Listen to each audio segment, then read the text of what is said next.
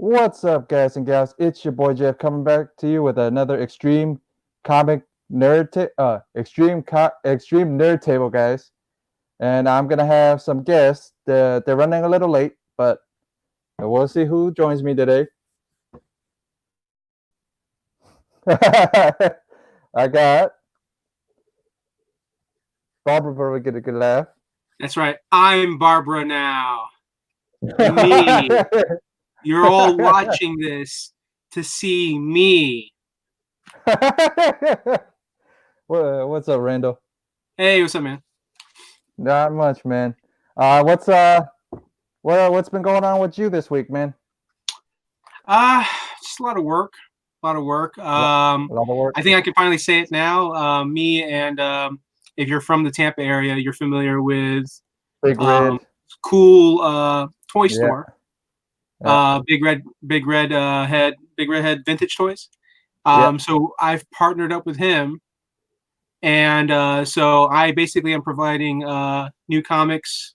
I'm offering the subscription services there at his store. He's not carrying new comics at the store, but if you want new comics, you can subscribe through me, and you can go to Big Red Head Vintage Toys and pick up the books there. So that's kind of like what we have set up right now. That's what we're doing. Okay. So it was cool. I got to stop by. The store and Cool. set some stuff up and just chat with him and just make sure everything's cool. Super nice, super nice guy. All right, before we get into topics and stuff, let me shout out the chat here. We have Discovery Bay. What's up, JB? We got Bake the Snake. We got Perry the Lurker. What's up, guys? And we got my brother Hialeah Comic Bro. What's up, brother? So that's all the people that's in the chat so far that I can see. So they're all here to see me because I'm Barbara now. Should I do like something like? Nah. Well, so have you seen the Lock and Key trailer? What you think so far? Yes, dude. Lock and Key is the reason I am getting Netflix again in February. But I got to give a shout out to October Faction. I forgot that they were doing that show, and that's actually coming out in January. Right. That's right. I actually picked up some of the comics when that came out, and it's a really neat idea. The trailer for that I felt like didn't match the comic, but I mean that's what happens when you do adaptations. When you do adaptations, you're always gonna make the changes to, especially for television or for film, to kind of generate for a wider audience. But yeah, Lock and Key. I still want to watch the original pilot for Lock and Key because Lock and Key was going to be made into a TV series for Fox, right? And for the Fox network, and I think Nick Stahl was in the pilot, and I heard some good things about it, but Fox didn't pick it up. It didn't touch, but that was before Stranger Things hit and everything else. Yeah, so now since Stranger Things. But since Stranger Things hit, maybe they since they're doing it with Netflix, they redid it. Maybe it's gonna. What do you feel like it felt a little bit like the comic a little, or did you feel like it? Yeah. I mean, in the trailer, when you see the little kid walk through the door and then his body drops and then you see a spirit, that's straight from the comic. Yeah, straight from this one. Yeah, you got the book. Yeah. I haven't finished reading the series. I do definitely want to read the series. Yeah. I want to finish reading the series. Honestly, I don't know how faithful they're going to be to the book because the book can be pretty dark and pretty graphic. Yeah. Yeah. And it's in the way the trailer was made. It's made like they're trying to get families involved to watch this show, but the comic book is not family friendly. I mean, it kind of is, but it isn't. It's not. It's not a book for kids to read. Well, not for kids, but it's family. It's family oriented though, if you think about it. Yeah. Because it's based on family in general. Because it's saying it's that. Well, should I give a little bit of synopsis of the book at least? The first of the book, one of the books. This one at least. I mean, the trailer kind of did that. You know, the trailer kind of pretty much gave you the synopsis. It's about this family moving into this mysterious house, and they have a key, and they're hold on, not completely. The story is about the house it's the Locke family house, but the whole thing is the dad had got killed by 2 of his students. That's the big thing. Yeah, I mean, but we don't know if that's going to be in the TV show. Right. You know, but that's supposed to be what. That's what I'm saying is like the dark aspect, the very the tone, the graphic violence in the book compared to the TV show. Like I felt like the trailer didn't match what initially the book did, but it did capture parts and pieces of the book. You know, not sure how I feel about the choice of music. You know, but I mean, it still worked. You know, it still worked, and I love Joe Hill. Yeah, me too. I love Joe Hill's a fantastic writer. He you know, he's just like his dad. You know, makes me wish. I kind of wish that Stephen King would write some comic books. You know, he did, didn't he? He wrote a couple of books. He wrote. No, I think some of his stuff got. I think some of his stuff got adapted. Oh, okay. You know, and then maybe he might have contributed like a short story, maybe, you know, or co-wrote maybe. But as far as I know, I don't think he has. You know what I wouldn't mind seeing though is the It into a comic. It'd be kind of interesting to see what it would look like in a comic. Yeah. Oh, dude, anything John Carpenter can definitely be a comic book. I love John Carpenter's The Thing. You know, it's probably my favorite John Carpenter film. Yeah. You know, I wasn't talking about John Carpenter's It. I'm talking about Stephen King's It. Oh, right. Stephen King's It. Sorry. You're good. I could see Stephen King's It into a comic, but the ending, I read the book before, so the ending's going to be a little. Dude, I want the shared universe. I that's what the Dark Tower was supposed to be. I understand that, but I'm telling you that the It ending is a little weird about the turtle. I haven't seen any of it. No, not watching the movie. I'm saying if you read the book, there's a lot of stuff that's in the book that they couldn't do for the movie. Oh, sure. Like like the girl in the book does some stuff to keep the guys together and stuff like that. But I'm not going to tell everything, but you know what I mean? Yeah. They're going to have to go read the book. But I mean, I hope to read the books one day. I'm sure I will. Yeah. I mean, Stephen King's just, you know, he's a legend, man. He's one of those writers, like, you should be reading his books. Sorry, I'm just checking in on my friend Marco to see if he's joining us. Yeah. He will, eventually. Yeah.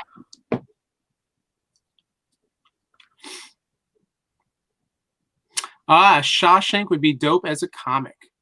Yeah, I wouldn't mind seeing Shawshank either as a comic. You know what? I'm going to take that one step further. Let's do a Shawshank Redemption animated series. That way you can get Clancy Brown to come back, and he can voice the same character that he played in the movie. Yeah. I doubt we would get Morgan Freeman. Yeah, animated. Yeah. There's a chance to get what's his name? Who was the actor, the main actor in Shawshank? I forgot his name. Damn it! I always forget his name. The chat probably tell us, but I always forget the. I'm sure someone's gonna look it up real quick and message us. Gosh, what's his name? I know he's in Bull Durham. Yeah. What's his name? I wish Tim was here, man. I wish Tim was here. Tim would know. I think he would. I mean, you never know. Like, you know, Tim might draw blank. Yeah. The name Ed Harris keeps popping up, but I know it's not Ed Harris. All right, let's jump the topic real quick. What did you think of the new? Yeah. Bake the Snake. Yeah. You got it. Yeah. Tim Robbins. Jeez. Yeah. I want to say probably my favorite Tim Robbins film is probably. You know what? I was gonna say. Gosh, what's the name of that movie? Hudsucker Proxy. I was gonna say that movie. But you know what? I love Meg Ryan, so I'm going to go ahead and say IQ. IQ is probably my favorite Tim Robbins film because he's in it. Walter Matthau's in it. It's a great like comedy, romantic comedy. All right. I'm gonna ask, what did you watch the New Mutants trailer? I did. The new trailer looks really good.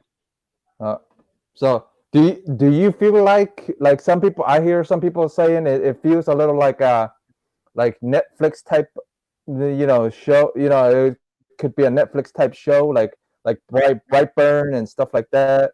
Like the budget. No, I haven't heard anything like that. My personal feelings about it, because there's a rumor going on saying that, and apparently it's confirmed. I don't know how true that is, but they're saying that New Mutants will be tied into the Marvel Cinematic Universe, and it'll be technically considered the first having to deal with mutants. And there's rumors that it's going to be after watch the end credits or after credits, and you'll see the tie-in or whatever. But I'm not 100% sure about that personally. When you make a movie like that before even merging Fox and Marvel and Disney, when you make a movie like that, I wouldn't include it. I wouldn't include it, and I wouldn't involve it or bring it in. But I'm laughing because this is what Hylia is saying, asking me a question. I think. Like, hold on, wait for a second. Damn it! It hit it again. Hold on. The movie did with Bridges. It was a conspiracy film. Bridges. The movie did with. Oh, they're probably talking with each other down here. Bo Bridges? No, Lloyd Bridges? Tim Robbins. Yeah, but it's like I said, man. It's interesting because they weren't gonna release it at first. You remember they said they weren't gonna release it, or they said they were gonna release it on Hulu, something like that, and then Bake the Snake. Best comment of the night. Did you see it? Hold on. No. The comment that he just made. Yeah. Hold on. Oh, wait a minute. He just made another comment, so that might not be it. There you go. Yeah, that one. That was the best comment. Exactly, Barbara. I totally agree. I'm glad you agree. Barbara's in the chat. Huh? Barbara's in the chat.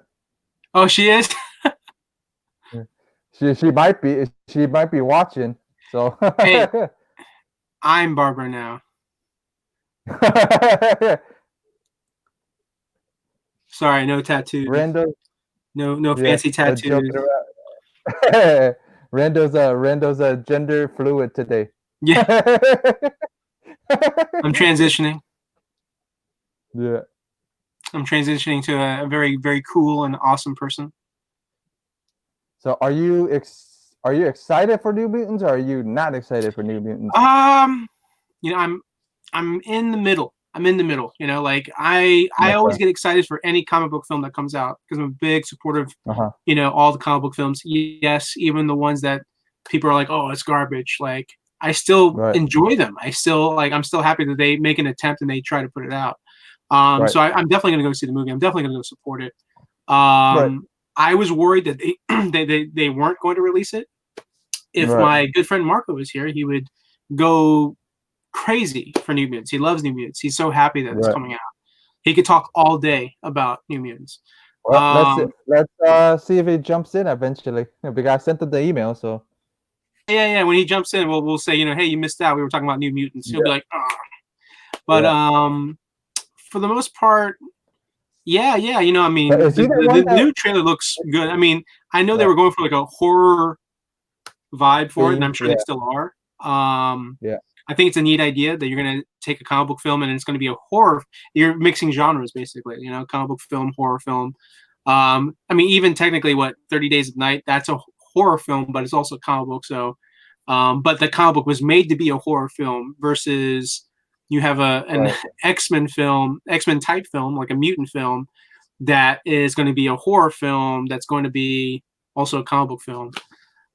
So it's very intriguing, and of course they said that it's pretty much very true to like the comic book, the adaptation of it. Right. I think what was it? Bill Sienkiewicz was the artist that worked on the New Mutants, and that was kind of like the take. That's what they were trying to do. That was what they were going for. All right, you bring up a good question. Have you read the New Mutants? Actually, I have not. I mean, we're gonna, if we see, hey, there's Tim. Hey, Tim. You can refer to me as Captain A. Tardy, as always. Give Tardy. Me 1 second. Yeah, he'll pop up. Don't worry, I'm Barbara now. I see that. I'm Barbara now. There you go. Yeah, we were just talking about the Lock and Key. I gotta give the viewers a reason to watch. I gotta give them a reason to watch. Yeah. I'm sorry, Randall, but I don't think they're gonna start watching because you just call yourself Barbara. You have to dress like it too.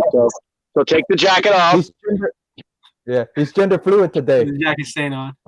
What's that? The jacket's kind of staying on. I said he's keep warm. I was talking to Jeff. Fluid today. Oh, okay. He's gender fluid today. I understand. It's always good to be a little gender fluid. I've always put a little of my fluid in all genders. I have never. It's why you have so many kids. That's right. I've never been one to pick or choose. I've always put my fluid in all genders. That's what I've done. All right. We were talking about the Lock and Key trailer and the New Mutants trailer. So what did you? Haven't seen them yet? I sent them to you. So you're forgetting that I actually have other things to do. Then wait for it. He's gonna start grabbing those Mylars. He's gonna start like bagging his CGC books again. He's like, I got things to do. I've got things to do, man. I ain't got time to sit and just do nothing and talk. I got to do things. Yeah, I didn't even have time to change my shirt and comb my hair. That's how busy I am. What's that? Exactly the same. I know. I look exactly the same. It's because I'm living in the same clothes day to day. I live like a bachelor, so Like Steve Jobs. Steve Jobs is a genius. He would like literally wear. He'd actually have like I don't know, like what, a dozen pairs of the exact same shirt, exact same jeans. It's like he knew what he was going to wear every day. He didn't have to waste time on thinking of what he had to wear. Yeah. I have certain things that I wear places. I'm like Mr. Rogers. I'll come home. I'll take my shoes off. I'll put my slippers on. I take my work shirt off so I can use it the second day. And I use it the day after the second day, so it doesn't look like I wore the same shirt. I have a shirt that I wear and when I'm home, I only wear. I'm sure you have something to wear, specifically to wear when you're breaking into families' homes, and you're like, "Hey there, neighbor," and then you're just like looking right at the kids. You guys. That's good.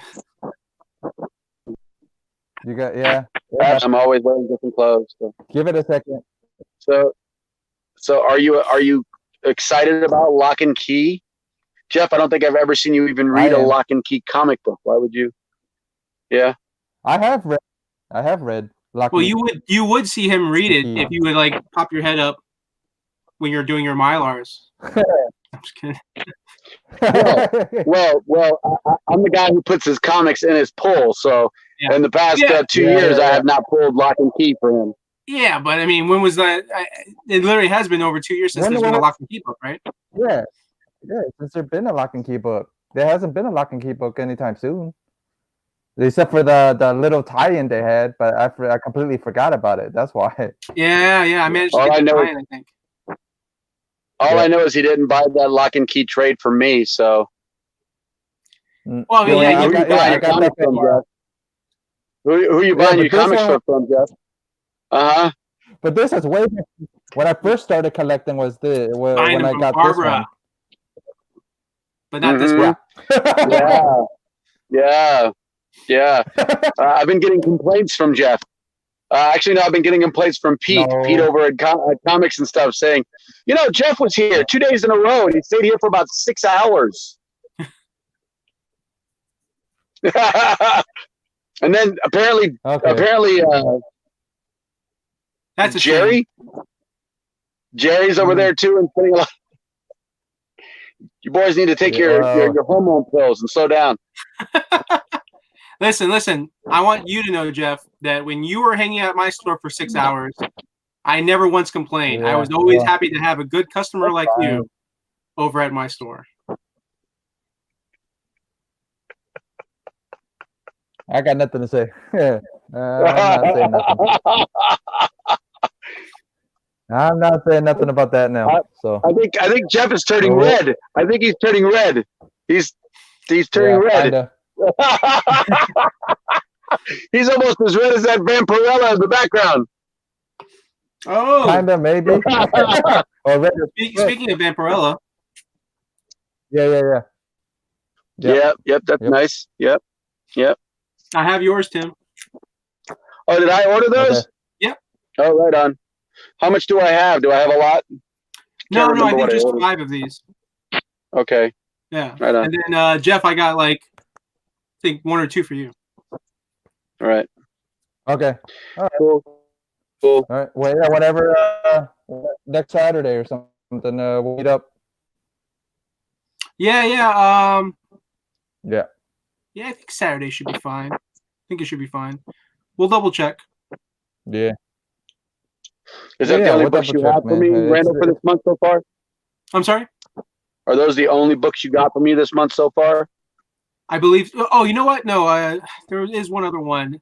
What was it? Aardvark or no Aardvark? Snake or something? Vark thing. Yeah. Yeah.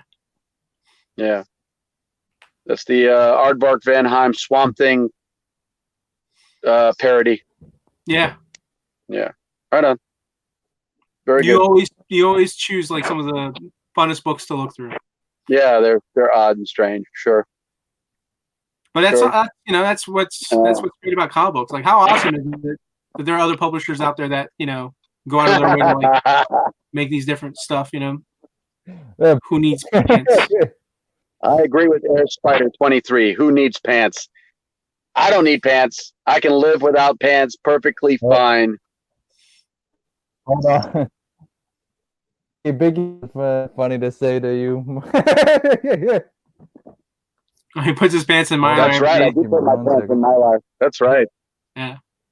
There's more than one reason why my name is Mylar Madness, because it's my fetish. Hey, I have a Mylar fetish. I'm almost sure that Tim makes sure that he presses his pants for the high quality grade. I do. Yeah. They're always wrinkle free, and they have crisp corners. Yes. Near mint. That's the military with me. So what about this Lock and Key? Is it going to be a good film? Do you guys think it's going to be good? It's a TV show. And, I think it's going to be good. It's a TV show. I think it's going to be good. Yeah, it's going to be for Netflix. So I think it's going to be okay. Netflix put out pictures. It's been really huge for them. What makes you think it's going to be good? Just because of Joe Hill. Oh, I hope.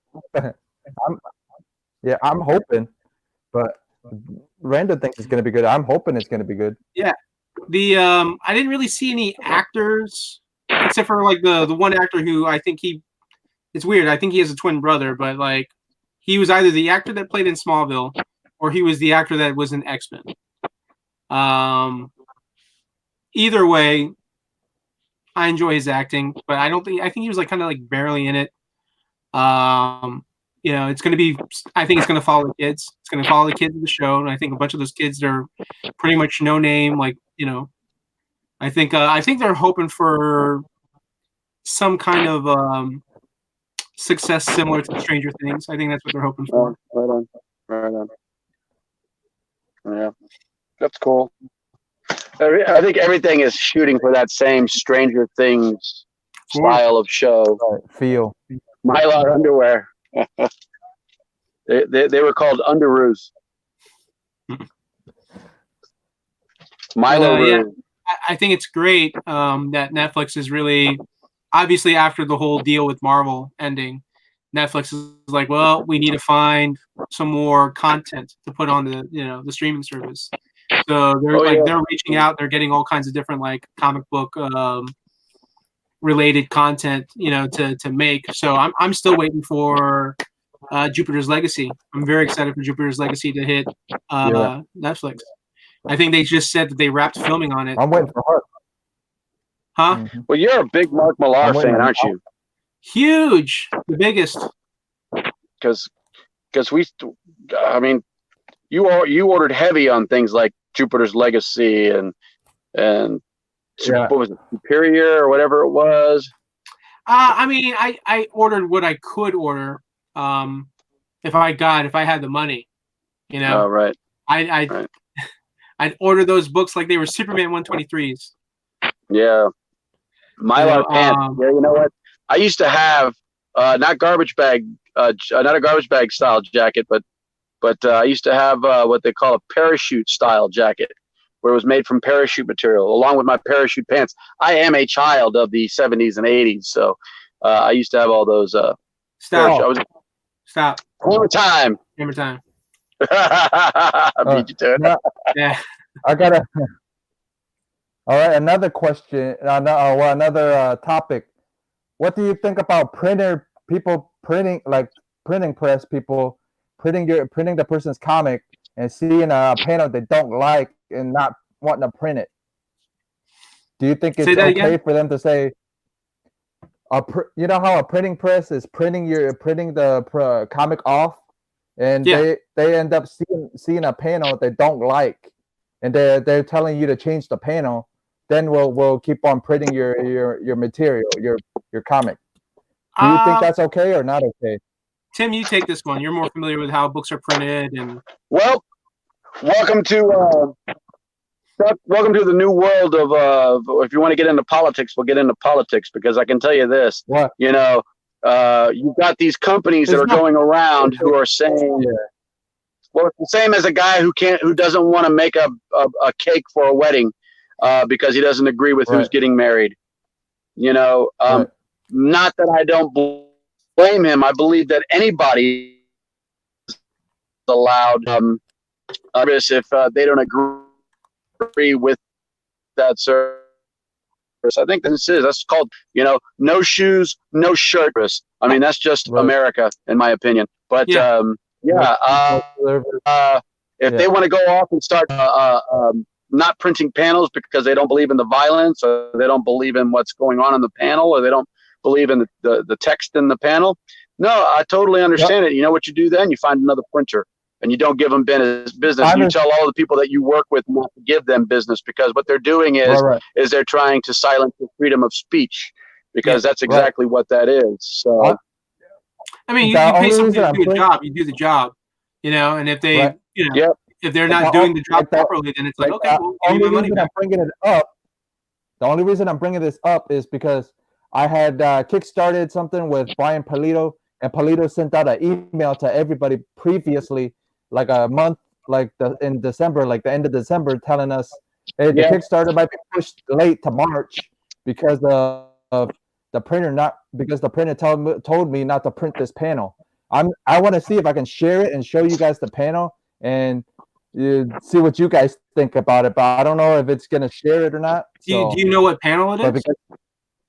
It's like I think it's the panel that they're having they're having like it's two females, like it's a Hell Witch and another female eating each other out and stuff like that, and they said they wouldn't print it or something like that because it's the same sex panel or something like that, or but if I could I know I'm able to share it, but I don't know if it's gonna load up the screen. You know what I mean? You're gonna see everything on my screen, like everything. So but let's see if I can bring it up. I don't know if it would share this or if it's gonna share that part, the internet part. I'm not sure if it's gonna share my screen or the internet screen. So let's see if it can do it. All right, then. Make it so. Yeah. and I'll see if I can find that panel. Yeah, because when I got told, I'm like, I'm okay with him taking it. He had to take it out of the country to get it printed. I mean, there's all kinds of printers out there, you know. I mean, the printers that print everything, not everything, but they print a lot for like Marvel and DC. They're in Canada. They're in Canada. I was going to say Marvel takes their stuff out of country to print it. They print in Canada. Right. Yeah, they go with the best prices. They go with the best deal. Yep. Right. At least the best deal for them. That's probably what Brian. And that's why sometimes Marvel comic books smell like maple syrup.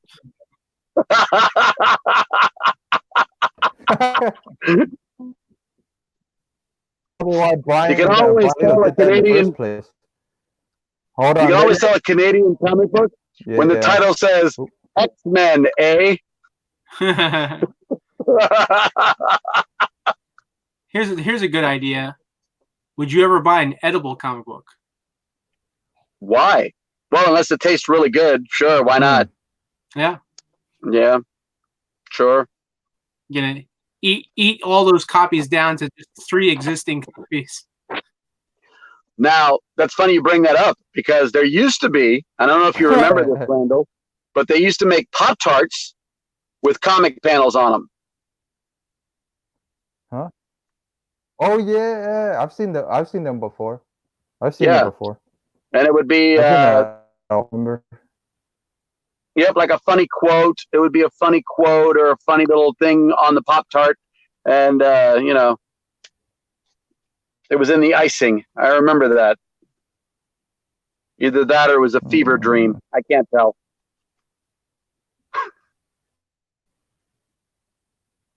Am I frozen? Are you frozen? No, we're not frozen.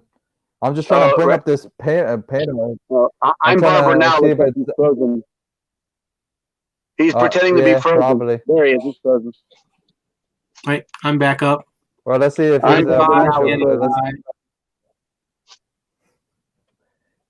he's gender fluid. That's okay. Yeah. So how is work? I feel pretty. Oh, so pretty. Tim knows the rest of this song. So how was work? Yeah. I feel pretty and witty and gay. Do my best like Jack Nicholson. Yeah. Okay, I brought it up on the phone. It was easier to bring it up on the phone than on the... Huh? So yeah, it was easier to bring it up on the phone. So I'll show you guys the panel and you guys tell me. Okay. Let me find it first. It was easier to download it on my phone than to try to bring it up there. I had it on my phone, but let me find it first. Hold on. Let me not show you the porn that I have on here. Yeah. I'm gonna start calling Jeff Preparation 8. That's fine. Because he's hardly prepared. Like I said, I'm prepared. It's just that the when I Wi-Fi, it doesn't want to load it. Tried it last time. It won't want to. I feel like with all the freezing, I should be like moving like a robot. You see it? What do you got? Make your screen bigger, Jeff, so we can all see it. There we go. Yep. Take the glare off. Yeah. Like adjust your wrist. Okay. That's the What book is that? Yeah, what does he do? What is that book that he's promoting? It's Hell Witch, the Forsaken. Oh yeah. And that's the panel. Okay. That's the panel that they saw. This is the panel that they saw, I guess, and they wouldn't print it. Right. Let's see if I can. Yeah, because.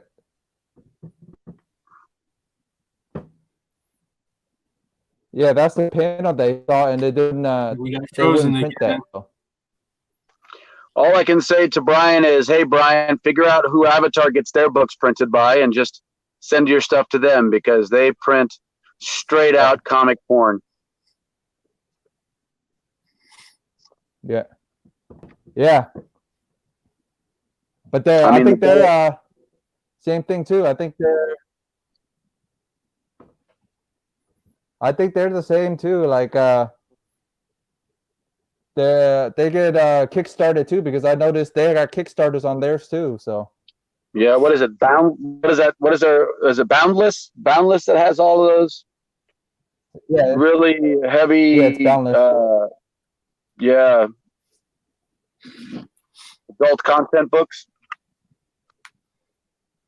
Hey, man, to each their own. To each their own. I don't judge.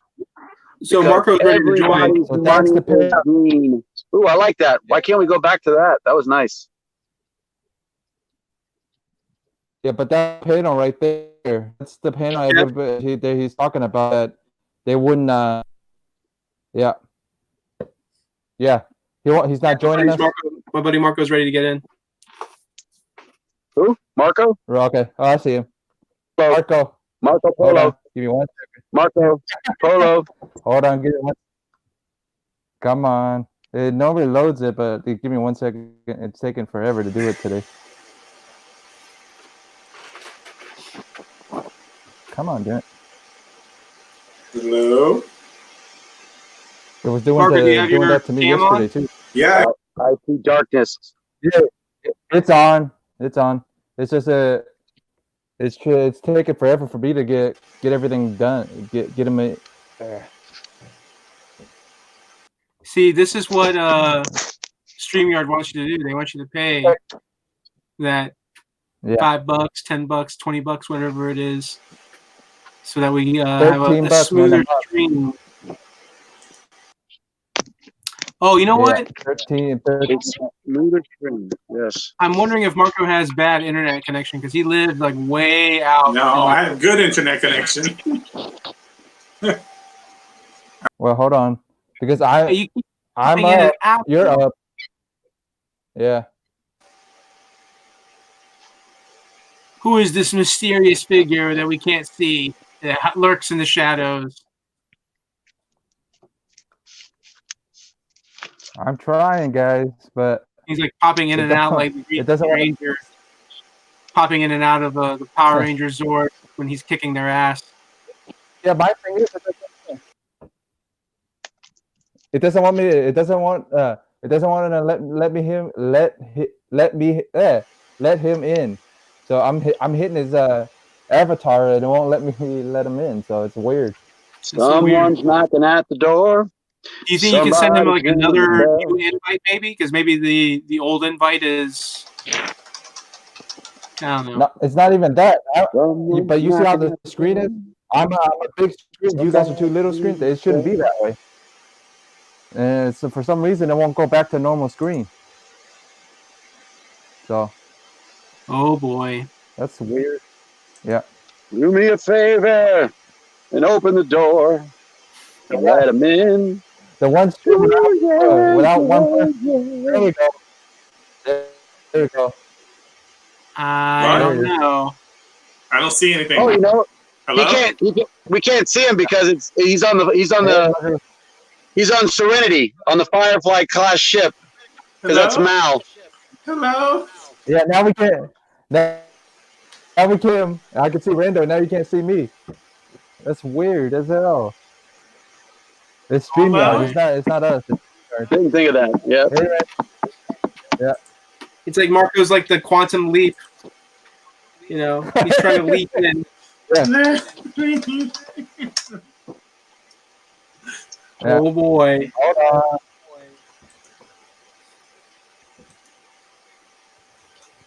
Give it a second. Give it a second to load. It might load us back into what it's supposed to be. Just 1 second. It's like, damn you, Marco, and your important emails. It's not even, man. It's StreamYard. Since I don't pay for the service. But this is like the first time, like, since you've done the show, like we've ever seen this. Yeah, and we've ever had someone trying to jump in and like they're kind of like in and out, and they're not getting in. Yeah. Yeah. Oh boy. Marco, pop out and pop back in and see if it works. I'll try. I'll pop you. I'll pop you in.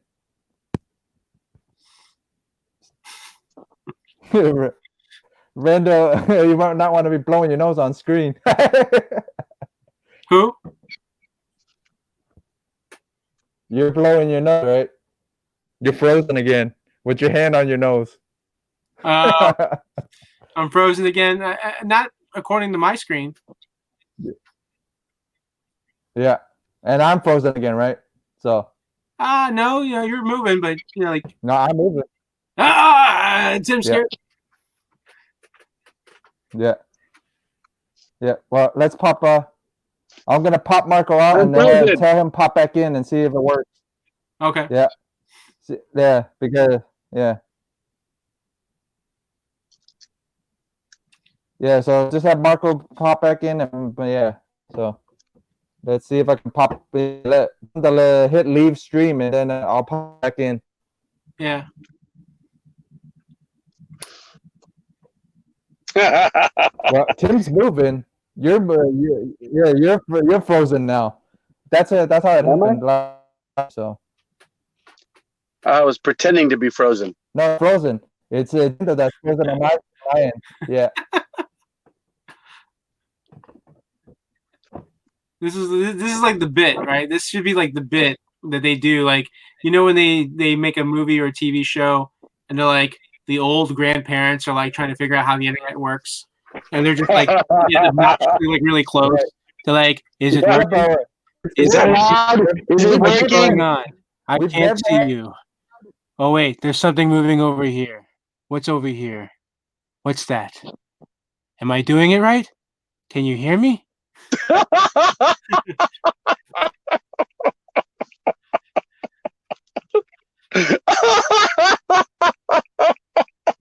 Oh, I came that close to doing something very, very bad. I believe you. I believe you.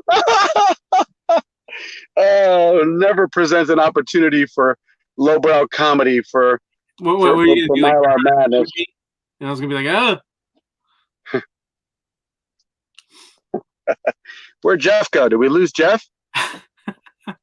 It'd be hilarious if like Jeff's like, okay, I'm out now. He's trying to get back in. He's like, I can't get back in. So can't get back to his own stream. Yeah, it's just Let's talk about Jeff while he's gone. I'm right here. There he is. Yeah. It popped me out for some reason. Now Marco's back, so let's see if I can pop him in. Let's hope it works. It works, but we don't see it. We were talking about you while you were gone, Jeff. Stop saying that it works when it doesn't work. Can you hear me? I can hear you. We can hear you. Okay, you can hear me, right? Yeah.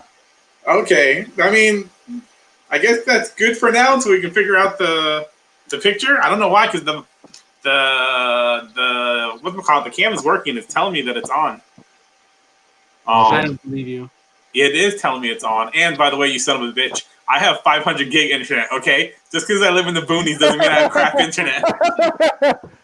I just put 2 and 2 together. Make sure that your little video camera doesn't have this on it, because see how I can knock myself out. Hello. Yeah. It doesn't have that because it has like if I look at it, it says like, oh, you can stop the camera. And I'm like, no, I don't want to stop the camera. I know the problem. Turn the light on in your room.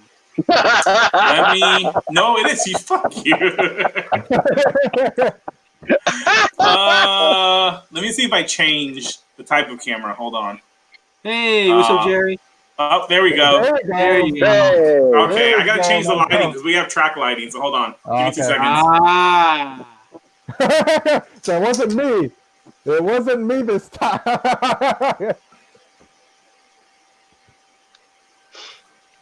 It's like it's so dark over there by Marco. It's like he's like sitting on the throne in like Star Wars, like he's the Emperor. He looks more like Maz Kanata trying to give a message. I'm sorry, but I can't join you right now. I'm in the middle of a little discussion. All right. So what was everybody talking about before? Let me do the honors. All right, do the honors. My good pal, my good friend, Eisner Award winner, Marco Lopez. Oh my! Everywhere we go, Randall goes, "Oh, by the way, my friend won an Eisner Award." Now I'm like, look away. You don't want it's everybody something to be proud of. It's something to be proud of, but then it makes it seem like we're just bragging. Do you know how many people who've worked in comics that have never won an Eisner Award? I know, but then they have money and stuff, and I'd rather have that. Fair enough. Now Austin, come take the Eisner from me. Oh, you don't like it? Okay, we'll take it back. Yeah. All right, what were you guys talking about before all this, being craziness with the camera? Yeah. We certainly weren't talking about New Mutants. Yeah, we were. Yeah. I am looking forward to that movie. Actually, I'm looking forward to it more that I saw the second trailer because it looks like Magic actually has at least her armor suit. Yeah, that's cool. So that looks cool. I don't think the other ones will have any suits. Maybe, unless they have like an opening sequence with the suits. It feels like, they're pretty much, the only ones that are, going to be like suitless. But yeah, I mean, it looks like it's a good movie. I mean, it'll be a nice one movie because, I'm pretty sure we're not going to get anything after that unless they're going to use the whole multiverse thing to tie it in. Yeah, I mean, you heard the rumors that they're saying that it's going to be tied into the MCU, right? Yeah, but I mean, unless Kevin Feige saw the movie and he was like, "It's so good, we must have this," then I don't know.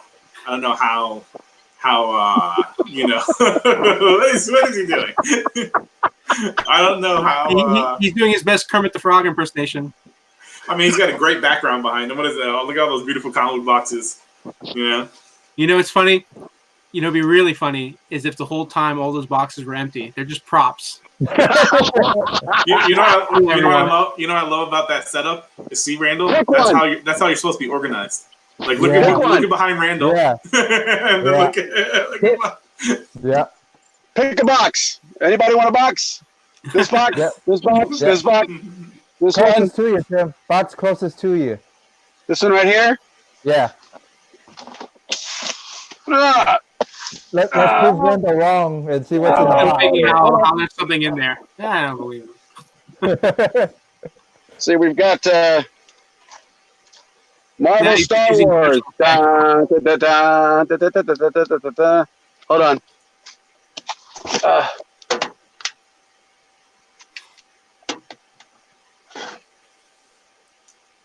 Star Wars. Nice. Little Scotty Young action. Nice. Is that like the whole Scotty Young box? No, this is just all Star Wars from Marvel, the newest Marvel. Here's probably the one that you really want to see. How about the Alex Ross one? Oh, yeah. Oh, yeah. I remember when that came out. Oh, that was nice. This is one of my favorites. Yeah. But nope, we've got a whole box of Star Wars here. As a matter of fact, I've got to put in the rest, so because this Star Wars series has ended. Yay! Brand new number one. Yeah. Another number one. Randall loves every time they do a number one. I suppose that first volume is supposed to all take place after episode 4 and before episode 5. All right. Since Marco's our guest, I got a couple of questions for him. All right, cool. Let me raise up the volume here. All right, go. Yeah. Couple of questions. How is it writing for comics, man? Just in general, like how is it just writing for comics and writing for DC, writing for Marvel, any of them, I've never written for DC or Marvel. Yeah. Not yet. Not yet. So how's it writing? Just writing comics in general. How is it? Fun, I guess. I mean, it's like anything, It's like awesome to do, and then there's other days that you want to smash your head against the wall. That's because it's like any field. It's frustrating and it's fun. I mean, I love comics. Okay. They're pretty much an addiction. What was it Joe Quesada said once when he was first EIC? He's like, it's cheaper to have a crack addiction than a comic addiction. Right? But I love writing comics. I did one issue for Zenoscope for the anthology series they have. I don't remember. I think it's Grim Tales of Terror. Don't go finding the story. Don't even look at that story. Was it one of their Halloween books? You know how they have the anthology Grim Tales of... I think it's Grim Tales of Terror?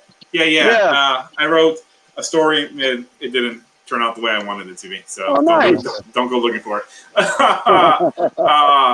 I did some work for Line Forge. What are we? 2020. So like 4.5 years ago. That was pretty cool. But that was stuff that ended up being put on the shelf when they decided to go forward with their whole superhero line, the Catalyst Prime that they have going on. Yeah. You should mention the Ernie Reyes book. There is no Ernie Reyes book. That's something I can't talk about. Oh yes, there was a editor changes and then decision changes. You can't talk about it. Yeah, that was part of that whole Line Forge thing, and then they went with they decided to shelve it, and while they focused on their Catalyst Prime superhero line, they now have Gail Simone, I believe, is in charge of that now. So since they shelved it, are you even allowed to talk about it? I don't know. I don't remember. I'd have to look at the contract. I mean, I told a lot of people when I send out, when I talk to other publishers, I've included in there. So if I wasn't supposed to, then oh well. But I mean, it's not a big deal. I mean, it's Ernie Reyes Jr. I mean, he's like cool for like nerds, but like, you know what I mean? It's like Ninja Turtles, So Surf Ninjas, man. But the Deniscope thing I did. Puerto Rico Strong, the anthology, did that. Right. Then I did the Luchaverse one shots. We were in Rolling Stones for that. Yeah, I remember that. Yeah, I remember the Lucha. Yeah, I remember the Lucha thing. Yeah, the Lucha Force thing. Yeah. We did 5 one-shots. The trade came out late last year, I believe the trade came out. Trade collection. We had a forward by Joe Keaton, who's like written a lot of books at Image Comics, for Skybound and create our own books and, stuff like that. Rob Liefeld, all those things. We had quotes from like Justin Jordan, Mark Russell, Mark Wade. What's his name? Who's the writer, Randall? The one who did the Batman and the Outsiders book, the current one. Oh, Brian Hill? Yeah. He gave us a quote too. So that was cool. Like, getting these quotes from these like big creators that were like, like Justin Jordan's like this. I remember when he emailed me back, he was like, "This is awesome." And then he's like, "Yeah, I'll give you a quote." And I was just like, "Okay." I was like, "Hopefully you're telling the truth and not lying." But yeah, that's been fun. There's some things coming up I can't talk about. One with a known, I guess you could say, top 5 publisher, not Marvel and DC. If it was Marvel and DC, I'd be like a top 3 publisher. But there's something in the works, maybe more than one thing with top 5 publisher. I met with an editor in person. So we can eliminate Marvel, we can eliminate DC, and we can eliminate Image. Yeah, you can eliminate Image. So whatever the other top publishers are. Yeah, there's 1, 2. I guess you could say 2. Actually, there's 2 things with top 5 publishers in the works. So there's 2 things in the work with top 5 publishers. One is a creator-owned thing, and the other one's work for hire. And then there's something else creator-owned in the work with a couple other publishers. So trying to make 2020 be the next step in the evolution of comic book writing. My goal is basically creator-owned stuff, work for hire. We'll see how it goes. It's a lot of fun. It's like anything, whether you're a novelist or trying to get in film and all that. Some days it's a pain in the ass, and some days you're like, this is awesome. I get to do this. Yeah. But let's not make it all about me. I don't want to be that guy. Yeah, but you're the guest, so I'm gonna ask questions, man, because people want to get to know who you are. So Jeff's like, sorry, pal. You're just gonna have to deal with it. Well, I'm fine. I'll answer the question. I just don't want to, people to be like, "Oh, this guy's just talking so much." Nah, man. No, this one talks a little too much. Randall, really? No, Randall talk. Who once said he loves to talk? Language. No, yeah, because I just want people to get to know who you are and everything. So if you do anything really big, people end up, hey, Marco, I met Marco on, Jeff's channel, or Marco's really cool, want to pick up some of his stuff, that's what I really want for you. Yeah. I mean, I'm always, up for doing, So, stuff. Origin story, what got you into comic books, Marco? Yeah. Okay, so everyone had their like, oh, I read, so I was born in 1980. I don't know. I know Randall's age. I don't know your guys' ages, but I was born in 1980s, 80s kid. Right. So everyone has their. I read, Archie's Turtles comics, or I read, Transformers comics. The stuff that when you're an 80s kid watching these cartoons and you see these comics at Toys R Us, whatever, all that. So I guess you could say those were the comics that got me in, but the one that made me like a huge, big fan of like, Marvel and then X-Men and, Spider-Man and all that was a Marvel Comics Presents. I forget which issue it was. I looked it up like months ago the other day. There's always like try to remember that issue. So when I have an interview, if they're like ask me like what got you into comics, I'll be like that issue. But it's do you guys remember those Marvel Comics Presents? It's I think it's a 1990 issue. I don't remember, but it's an issue where Wild Child, when he was still bad, Wild Child from Alpha Flight, Wild Child's in it, and then Wolverine has this girlfriend, and they're in this cabin, and then Wild Child shows up and attacks her, and it was like a multi-part story. But my cousin had it, he had the comic, and he gave it to me to read, and that was one of those like, because I'd seen the X-Men Pride of the X-Men. You guys remember that? The like half-hour 80s animated based on the the Cockrum and the art Cockrum art style and the Claremont That's stories. when Wolverine was Australian. Yeah, the famous Australian accent. So I'm Australian, mate. I'm Australian Wolverine. But that was the book that probably made me really start thinking like, oh, this is some like really cool stuff. And I became a die-hard like X-Men fan. Like I bought everything X-Men.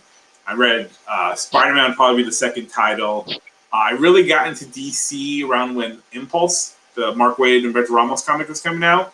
I mean, I had checked out the stuff like Death of Superman. Every kid got Death of Superman because it was all over the news. Like Superman's dying, So, I got that and stuff. But I wasn't really a big, DC fan. It wasn't until I was living in New York and I went into Walden Books as a teenager and I saw the Impulse. It was like an early issue, first year when the book came out, and I was like, "Oh, this looks sweet." And I think I cut school that day, and I'm looking through the book, and I was like, "This is awesome." I was like, "I didn't know DC had such cool comics." I mean, I knew all the stuff that Wonder Woman dying, all those things, but I was never like I never looked out for a DC book. So then, Impulse is what made me a gigantic, Flash fan. Bart Allen's my favorite, Flash. He's my favorite superhero, and then he's my favorite, Flash family character. Wally West is my Flash. I always curse and shit on Barry Allen anytime. The greatest Flash of all time. No, he's not. He is not the greatest Flash. I got one question, Marco. What got you into writing comics? Which comic got you into wanting to write comics? Well, actually, funny enough, I wasn't going to be a writer. I was going to be an artist. I went to the High School of Art and Design in New York, and I wanted to be a comic book artist. Okay. Because it was the thing that made me want to be a comic book artist was Witchblade issue 1, Michael Turner. Okay. And I was in Chinatown again, cutting school, and I went into a comic shop there. And I saw, back then, they had all the gimmick covers. I saw the Chromium Witchblade cover, and I was like, that looks awesome. And I bought it, and I was flipping through it, and that was when Michael Turner was like, really getting good at his art. Before, I mean, he got really great, but that was like, if you look at the early stuff, sometimes you don't even recognize that it's Michael Turner's work. But I thought that was so cool, and I was like, I remember telling my mom, I was like, I want to do this. I want to draw comics, and she was like, oh dear God, no. So comics is what I originally wanted to do, and then funny enough, when I was in art school, we had a writing assignment in English class. The English teacher sent me back the paper, with my grade on it, and it said, hey, this is great. You should really give writing a try. And I was like, huh. And then I stopped drawing. I started drawing less and started writing more. That's cool. So you wanted to be an artist originally, and then a teacher told you, you're pretty good at writing, and so that's how you ended up pretty much jumping into writing half of it. Yeah, so I have a similar story as well. What's your story? Well, yeah. What's your story? It's not as nice as your story. I didn't go to some fancy art school. No, I was like a kid, and I just remember I had like the Spider-Man. Like you remember the Marvel cards, and so my dad had his office. He had a drawing table, so I'd sit there and I'd try to copy the image onto a piece of paper. Like I'm trying to draw Spider-Man from the card, and I keep erasing and I keep erasing, and I start getting frustrated and angry. And then I had like this epiphany at such a young age. I'm sitting there in his office, and I literally like look across, and my room is across the hall, and I'm like, I could be in there playing video games right now, and like enjoying my day off, not frustrated with my horrible art, you know. So, so right then and there, I was like, you know what? I'm not gonna be an artist. I'm gonna be a writer. And then I went and played some video games. I thought your epiphany was going to be like, screw this, I'll just sell these books. I don't want to draw these. I didn't even have comic books at the time, I think. You had the Goosebump books at the time. Your Goosebump books at the time. I said you had your Goosebump books at the time. Your Goosebumps. No, I didn't think Goosebumps was out at the time. That's how young I was. Yeah. No, okay. I think Goosebumps. Geez, what was this? Like 1990? I think Goosebumps books were out by then. Oh yeah, it's probably like early '90s, mid '90s. Yeah, Goosebumps. I mean, they had the TV show. That's when my sister watched that. And used to watch it with her. That was more like mid to late '90s when that came out. I know, but the books had to have become like, you know, a thing for a while. So. Oh yeah. Yeah, I think they were already out by then. It's like Randall's origin story. This is frustrating. I'd rather go play video games. Learn early in life, right? Learn early in life. Do what makes you happy. All right, Marco. I got another question for you. If you could write any character, who would you write, and who would be the artist for you to draw your story? You would write Barry Allen. Rand, I'm not talking to you, Randall. No. My name is Barbara. Any one character, it would be probably just because, like, I don't think they'd ever do a Bart Allen impulse story, but I would probably want to write a Wally West story. You know, I love Wally West, The Flash. That you know, I like Barry Allen. I just don't like, you know, what they did to Wally after Barry came back. You know, I grew up with Wally, you know, reading all those great stories. You know, that basically became, you know, my Flash. I think that became a lot of people's Flashes. And I would love to write a really. I mean, I'd write any. Honestly, if I ever got the chance and they were like, "Oh, would you write a Barry Allen Flash miniseries?" I'd be like, "Yes, I'd write anything Flash." That's how much I love. Okay. Like if I could only read one comic book, it would probably be The Flash, and that's it. Okay. I would love to see the look on your face when you're like, "Hey, we're gonna give you Barry Allen." It'd be like Wrath the Con, Randall, because I inadvertently blame you. Artist. Sorry, you said artist. Artist. Off the top of my head, one. I mean, he's already worked on it, so it wouldn't be worth it. Is Brett Booth? I like the. I've always loved his art. I actually got to work with him. He drew a piece for Puerto Rico Strong. We were originally going to do a short story of him. Me and one of the other editors, Derek, who's really good friends with Brett. We were going to do a short story in there that was with a speedster. That's how obsessed I am with speedsters in the Flash. We were going to do like a Puerto Rican speedster, and it was but he got, you know, with the book that, you know, the current Wally West book, you know, he found out that they wanted him on that book, so he was like, okay, I don't have time to do this. And we're like, well, we'll just do a pinup piece with the character. And he's like, that's great. So if you go into Puerto Rico Strong, there's a pinup piece with the speedster that's great, of that Brett did for us, and, you know, me and Derek wrote these words on top of it. But probably on top, you know, Brett Booth, just because I think he's one of the best, most dynamic superhero artists. The energy in his work, I think, is fantastic. I think that's one of the things I like best. Like, I'm a big 90s comic fan. So one of the things I like best about superhero books is really dynamic artists that when you see their work, you know, these characters look like superheroes. They look like gods. They look larger than life. It's got this energy in the work that just like automatically just grabs you. And I think, you know, Brett Booth does that. And I mean, there's other great, like Marvel has, I think, has a number of good artists. off the top of my head, that'd probably be the first one to go to. But he's already worked on the Flash, so it's probably best to go with somebody else. Right. But yeah, him. He worked on Backlash, didn't he, for Image back in the day? Yeah, he did Backlash at Wildstorm. He did the Backlash Spider-Man crossover. That one was really good. Very dynamic. I liked his work. Yeah.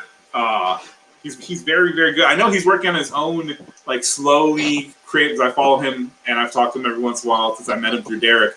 He's working on his own creator-owned superhero look that is a speedster. I guess he has a love of speedsters as well. And if you go to his Twitter page, because I think he's only on Twitter now. I think he left Facebook long ago. If you go to his Twitter page and you go back, and you don't have to go back a bit, you'll see, or you just go to the image sections, you'll see his art, like, he's shown, like, pieces of this speedster, and it's very, very cool looking. And other superhero characters, like this whole world that he wants to create. Funny enough, he mentioned that he wanted to do a Backlash book at DC, current DC, a while back. He pitched them, and they were like, "No, we have no interest." And it's like, of course, because why would you want to do cool comics? All right, if you could pick any cover artist, who would you pick for a cover artist for that Flash?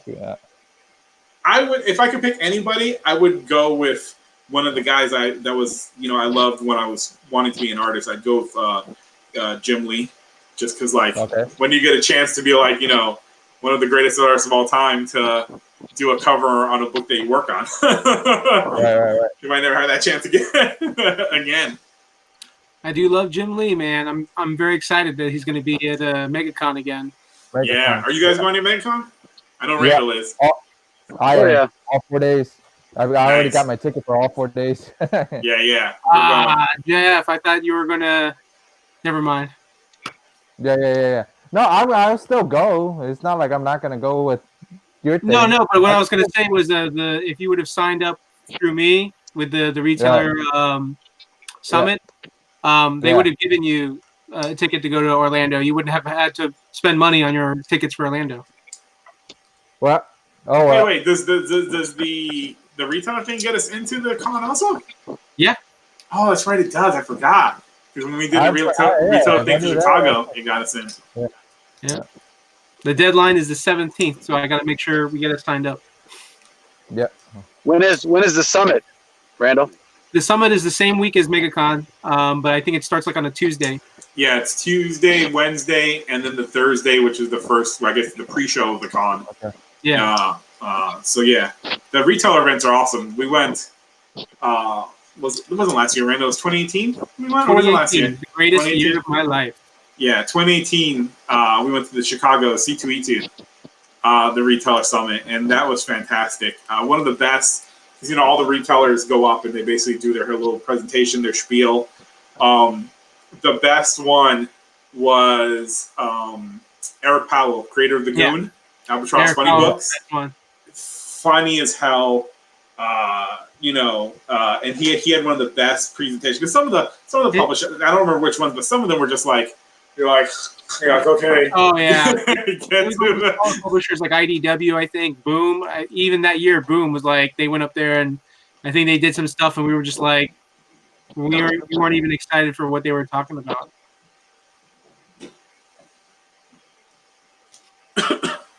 So yeah, the summit was fun. So I mean, like, all the different retailers you get to meet there. The publishers that were there. I wish I could have gone last year, because last year it was in Vegas and Todd McFarlane was there.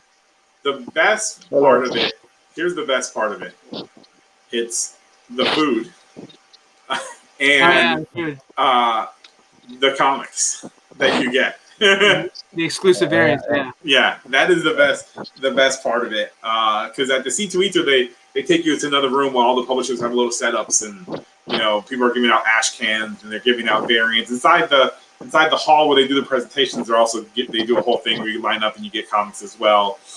But that's that and the food, because like they literally go all out. So you don't have to worry about eating. You have to see a nice speech from Steve Jeffy about how he got essentially into the diamond distributor business, and it was interesting. It was interesting stuff to hear. Oh yeah, Steve Jeffy's.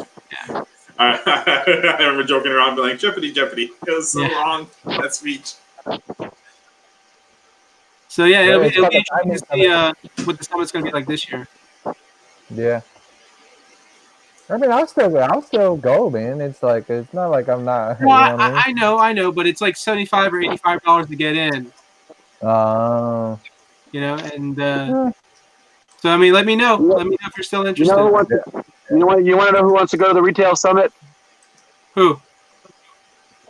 Jon Stewart wants to go to the retail summit.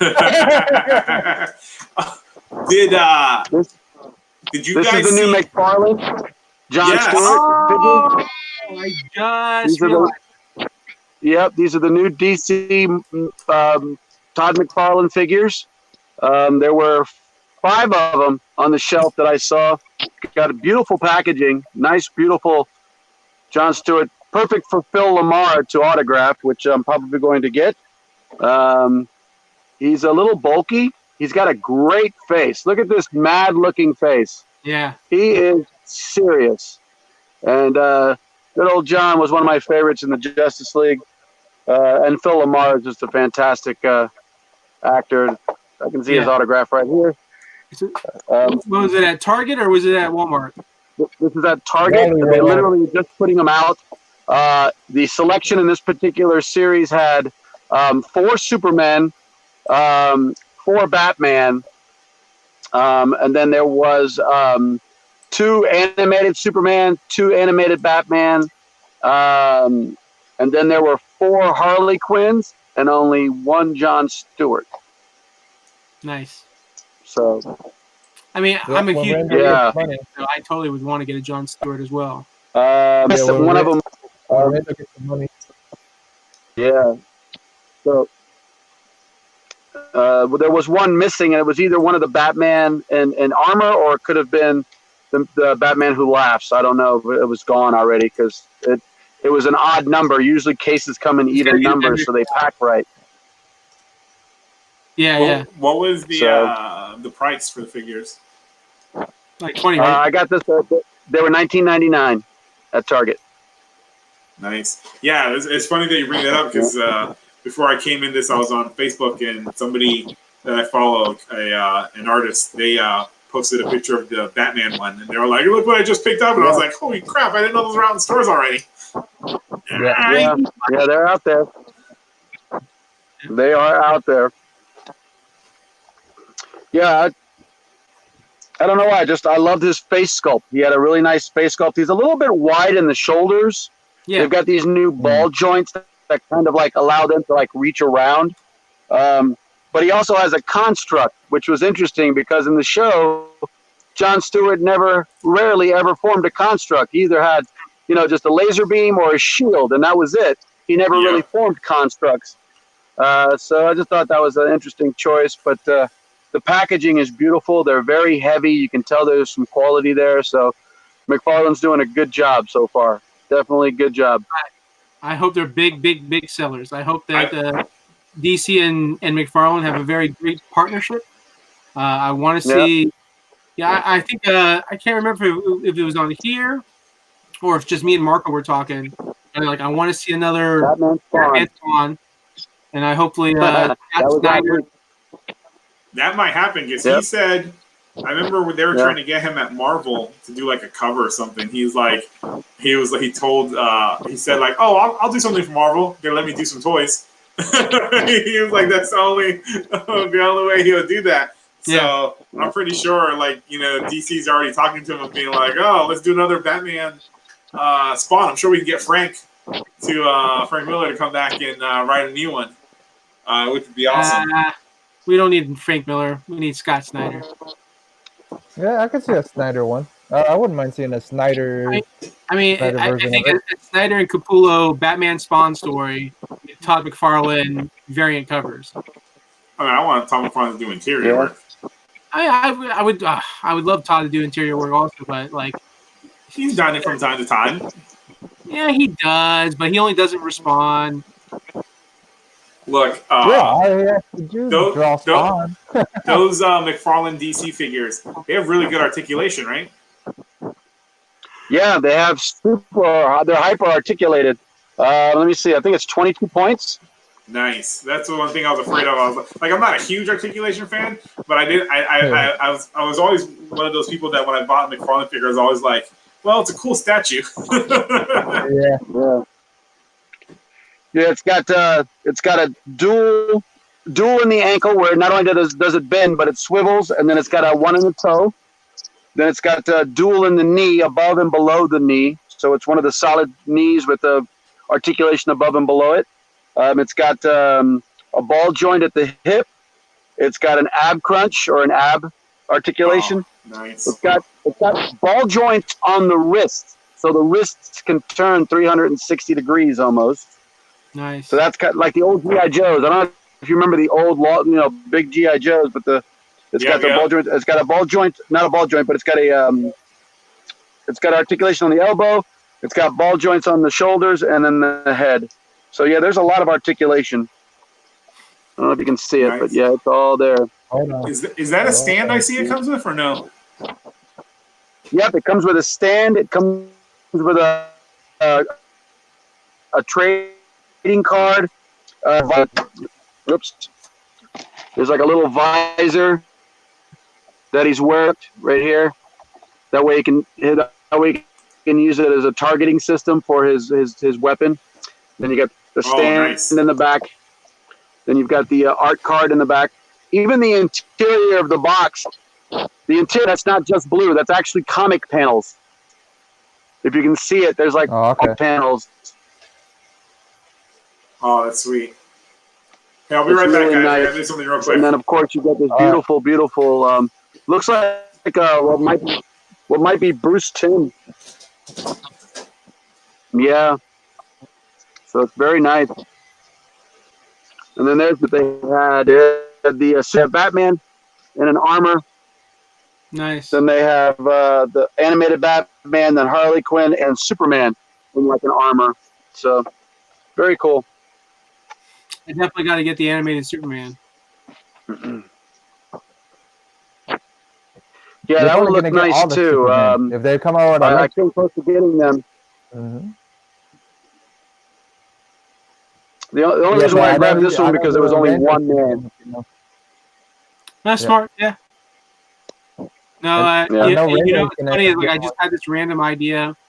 It would be cool if McFarlane did like the electric blue one. Like if one of the waves was from the recent HBO Watchmen TV series. It'd be cool to see some of those as McFarlane figures.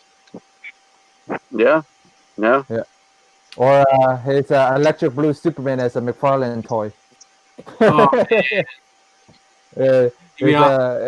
Electric blue Superman 123 as a McFarlane toy. Dude, if I ever become like super wealthy, I would literally get Todd McFarlane. I would get a commission from him if he'd be like, willing to do it. And I'd say, hey, I want electrical blue Superman. He'd probably like look at me like, I don't know what you're talking about. Yeah. Same thing with Jim Lee. Like I would love to get a Jim Lee commission. I hear what Jim Lee for a full body sketch commission, like $6,000-$7,000 just for a full body sketch. Right. No, Jeff Pay wants a full sketch. Pay wants a full sketch from it, doesn't he? Oh yeah. Yeah. And you know what? I think he's gonna try and get it. I think because Jim Lee's at MegaCon. I think he's gonna go to MegaCon, and that's gonna be his primary goal is to meet with Jim, maybe talk to his rep, and be like, "Hey, I'm interested in getting a full sketch." He's like, "Do you have a payment plan?" But dude, I would, you know what I would do too? I would go all out and say I would ask Jim, "Hey, can you get who's the colorist and who's the inker that does for Jim Lee? Alex Sinclair, right? Alex Sinclair, and there's one other name. Scott. Paul Mounts? Scott? No. Scott Lobdell? No. Scott might be the last name. No. Yeah. Danny Mickey? No, it's not Danny Mickey. Danny Mickey will do stuff for like Andy Kubert. Right. Oh darn it. Their names. I think I know who you're talking about. Yeah, their names are like always with like Jim Lee. One's the inker and the other one's the colorist. So if I were to get him to do like a commission, I'd say, listen, I want to go all out. You know, like I want you to do the full body sketch, and then I want Sinclair and Scott to ink and color the commission. Let me guess. Badass in Electrical Blue Superman ever. Yeah. That's what I asked him. He would be buying all those McFarlane pages for Electric Blue Superman.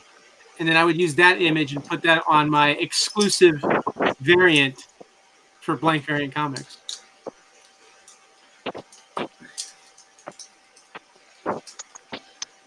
Well, here's somebody you don't see here on this side of the States too much. This is a little acquisition that I got to fill a couple of holes in my collection. So, Jeff, if you want to give me a nice big window, I'll show you off a couple of books that I purchased. These are hard to come by, especially in this condition because of their size. These are a little bit bigger than regular magazines, but this is the Transformers, the UK edition. Nice. And what people don't realize is that Mark Farmer used to work for Mark Farmer's British. He did Death's Head before he came to America, and I'm trying to collect I've already got the first appearance, which is a unbelievably hard book to find, but here's a nice early cover appearance of Death's Head going up against the Transformers.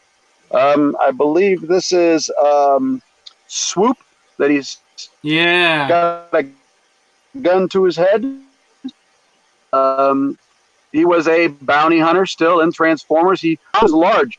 As a matter of fact, Doctor Who shrunk down Death's Head to make him human-sized to where he fit into the Marvel Universe before he came over to our side of the pond. So that there is a very early appearance, beautiful shape of Transformers. That's number 146. And, of course, it was the lot was a 2-copy lot, and this one's even more beautiful. I love this one. This has got Death's Head trading blows or trading ammunition there with Shockwave. Nice, it's very cool. I'm laughing in the background.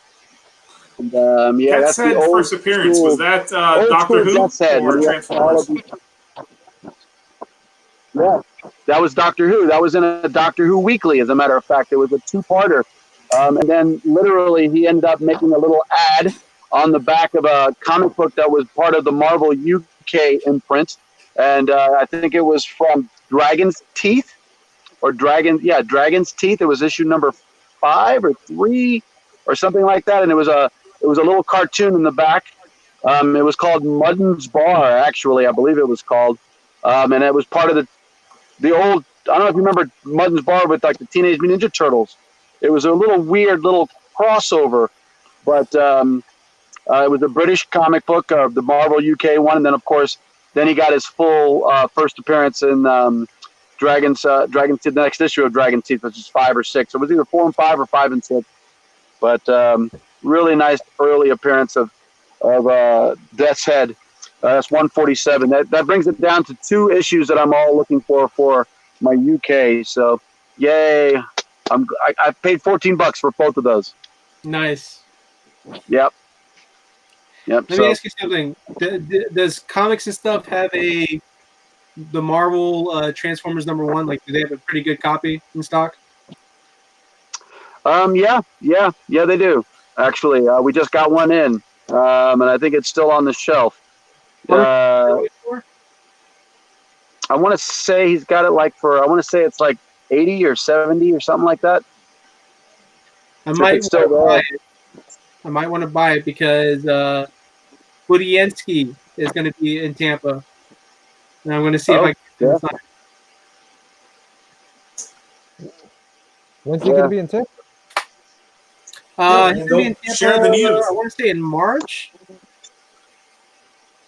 There's a what do you call it? There's a Sleepwalker like fan-made movie, and I think they're going to be airing it at the Studio Movie Grill. And Bob Budiansky is supposed to be like one of the guests there. And so I messaged on there. I commented on one of their posts asking if he'll be doing any signings. And so jokingly, they were like, if you ask him nicely, I think he will. So. Yep. All three of the people that are in the Sleepwalker film, I've actually acted in. The guy who's playing the actual version of Sleepwalker, the muscle-bound guy, he and I used to compete for auditions all the time. I'd show up and he and I would be there. We did a film together.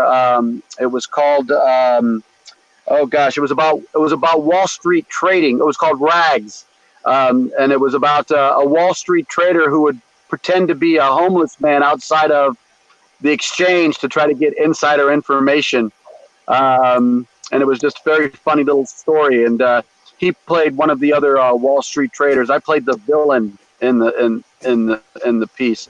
He was up for the role too, but he's becoming a decent actor. I'm trying to remember his name. And the young kid that plays the human version, I've been in a couple of projects with him, as well as the young lady who is playing the love interest, who is actually a horrible actress. She's just really pretty. That's just me being honest.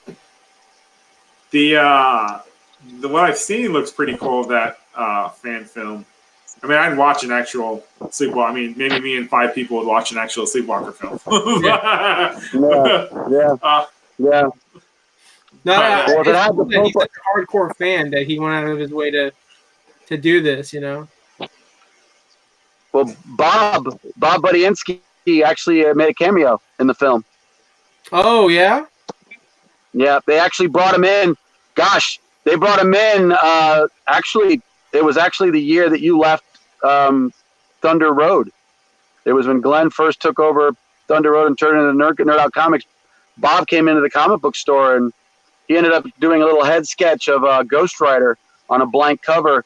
And he was there shooting the film because they had paid for a weekend for him to come down here and spend the 2 days to shoot a little cameo of Bob in the film. Nice. That's cool. Yeah, that was very cool of them. That's pretty awesome. Yeah. There's a lot of really creative filmmakers in the Tampa Bay area that are really just wasting their talent, you know, in the area. They need to get to some place where they can really flex their muscles creatively, because there's a lot of talent with a lot of, I mean, they've got a lot of production value behind them as well. As is the other actors. There's a lot of performers that really need to expand their horizons and get up into, you know, Atlanta at least. You know, I mean, gosh, there's so much work in Atlanta. You know, it's hard. It's hard to find representation. You need an agent. You just need an agent. And the one that they draw from that's out of Orlando. What is it? Darn it! It's a big one out of Orlando. They're very hard to Brevard County talent, or Brevard talent. They're hard to get in. And there's a couple people that I know that's in there, and it's just, you know, they send them. They get Walking Dead work all the time. I had a buddy of mine. They did the 2-parter. He was one of the soldiers from what's that area called where Ezekiel is in charge of? With the horses and have the body armor. He was one of their soldiers during that season when they finally beat what's his name? Negan. Baseball bat guy. Negan. There you go. Negan. So it was kind of cool. He made it into a couple of nice scenes. He didn't have any dialogue. Do you know Ricky Wayne? Yeah, I know Ricky, of course. Yeah. He was in an episode. He actually, or a couple episodes of Walking Dead. Yeah, he was in a couple episodes. Yeah. There's a lot of people who have made some background, but Ricky actually had a line, didn't he? Oh yeah, he had several lines. Yeah, he had several lines. Yeah.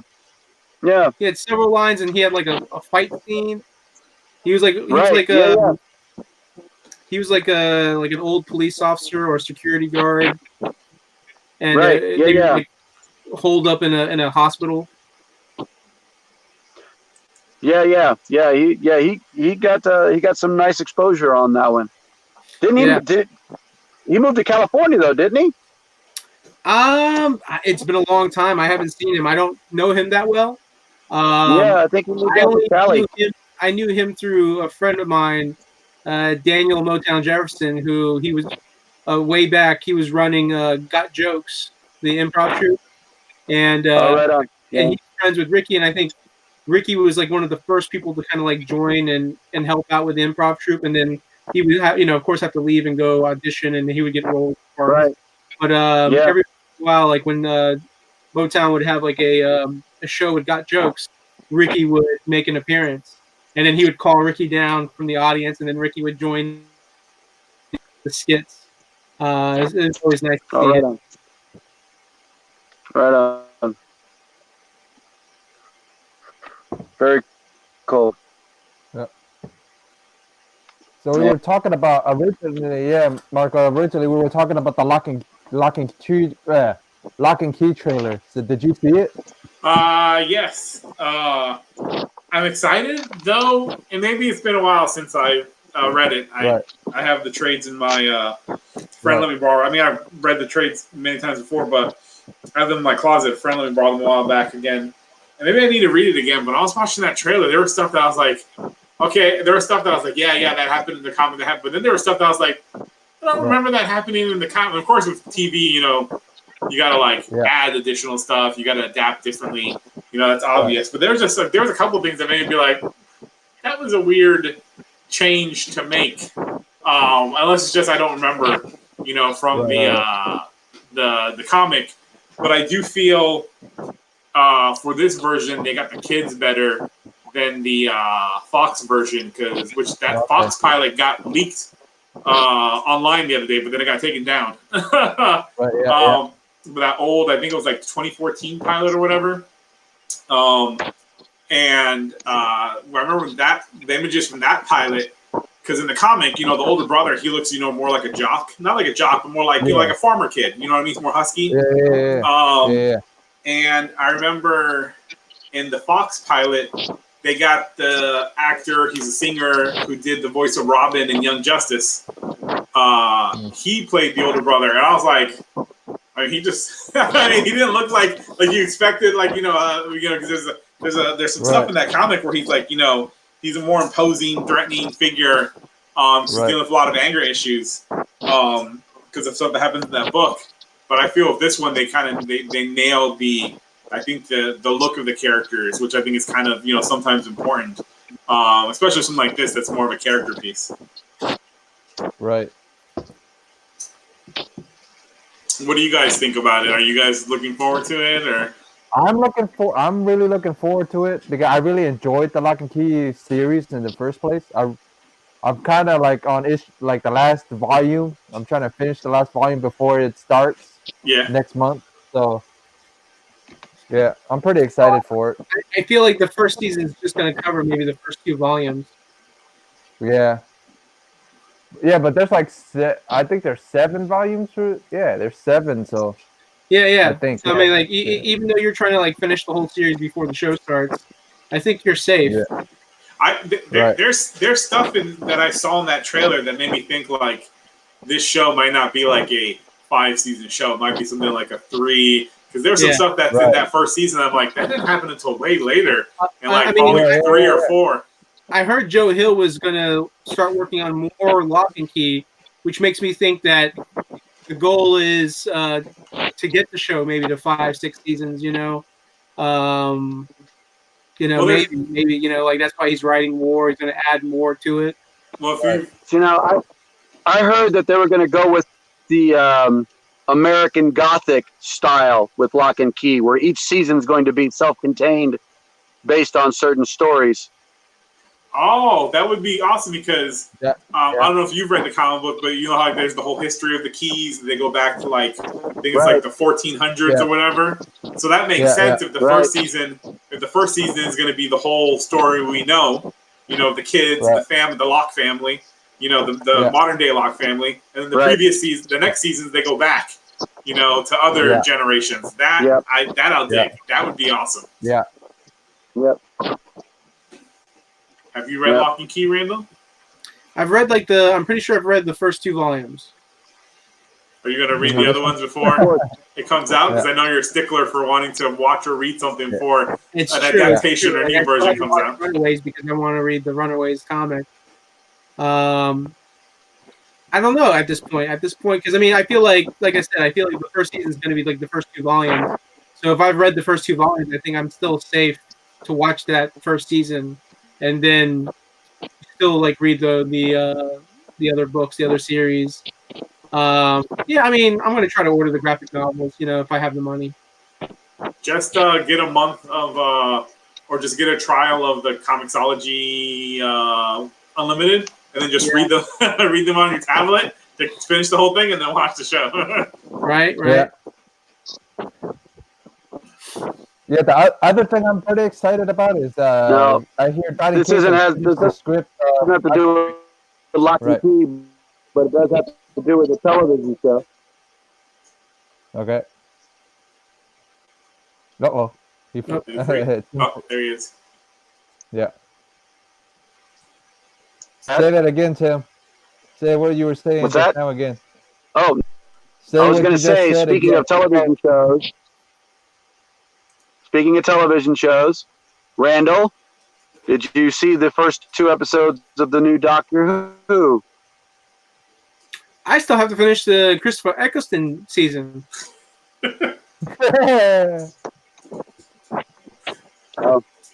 Well, we've got a new master, and it's somebody that you know from a TV show.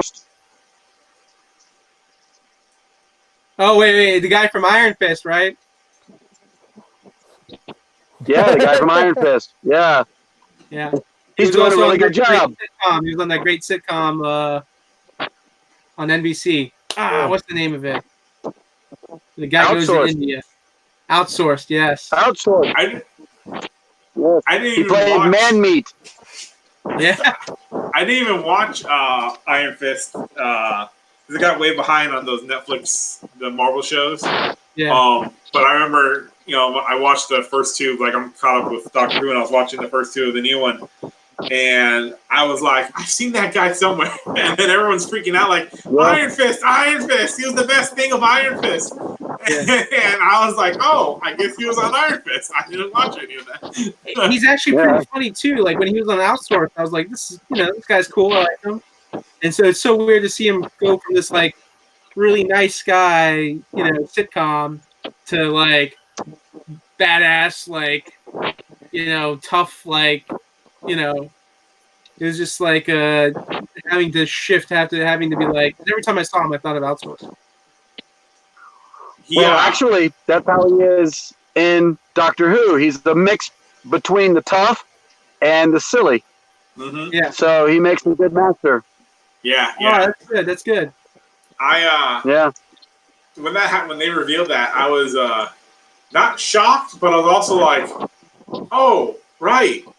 I forgot the master did end up. What happened last time?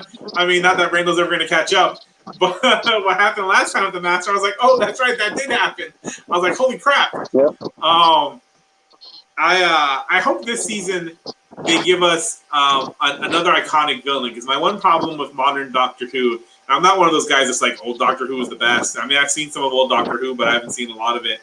But my thing is, what I've seen in the last maybe 3 seasons, maybe 4, is I've noticed they tend to use a lot the Cybermen, the Daleks, tend to be used a lot more. And I think so far in the modern Doctor Who, the only iconic villain that we've had on that level has been the Weeping Angels, where like they've become a part of the the Doctor Who pop culture. So I'm hoping that the new villains that they introduced in this 2-parter, because they're technically not completely gone. I hope they're original, because there's a rumor that these new villains, and I kind of thought of it when I was watching the show. I was like, oh, is this going to turn out to be? But it didn't happen. There's a rumor that these new villains are alternate universe Cybermen. Yeah. Because they look like the old ghosts from the David Tennant show. Yeah. So I'm hoping that's not true, because I'm like, give us original villains. Don't give us an original iconic villain. Don't I love the Cybermen and the Daleks, but But no, they've already been given a name. So I don't think they are the Cybermen. I think they are what they considered alternate reality beings that live in alternate realities. Yeah. So I don't know. Maybe it is. Maybe it won't. I don't know. We'll see. Keep on watching because you got to remember. Yeah. You got to remember to keep on watching. Yeah. That is a fantastic film. I have that Blu-ray. Consuming. Obey. It's so good. I still haven't seen that. These are the new They Live. Oh, that's new from Reaction? Action figures from awesome. Reaction. New from Reaction. 2 of them. There's also the female. Oh, she gets on. She has the little watch she gets on, and she, reports them. So they're nice. Yep. They even come with the little hamburger. I don't think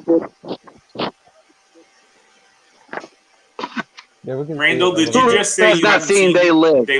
I think Randall just said that. Yeah, Randall just said that. I've seen it. Here's the funny thing. Randall. Here's the funny thing is I'm not shocked by that because Randall will like a movie that's like beloved, whether it's like a cult beloved or a big movie. Randall will be like, have not seen that movie yet. I think it took him forever to watch Blade Runner. Really? Which movie? Blade Runner. Didn't you like see Blade Runner for the first time before you watched Blade Runner 2? I made sure that I watched Blade Runner before Blade Runner 2049 came out. And then you and I went to go see Blade Runner 2049. Yeah. I'm like, come on. I'm like, how could it take so long to like watch? I still haven't seen It's a Wonderful Life. I still haven't seen A Christmas Story. What? Really? Yeah. Wait a minute here. You haven't seen It's a Wonderful Life. Now you got to go out there and then you got to experience that before you don't have any life left. That's a good Jimmy Stewart. That's one of my father's. I get, what's funny is like I can't believe you haven't seen that because like A Christmas Story gets shown every year on TNT and TBS for like 24 hours straight, the marathon, and then It's a Wonderful Life has been shown every year on TV since probably the 80s. I take great pride in it. Why would you take great pride in it? Did your dad not love you? Did your parents not watch these movies with you? My dad just wasn't a big movie watcher, I guess. Those movies behind you, half of those are your dad's. No.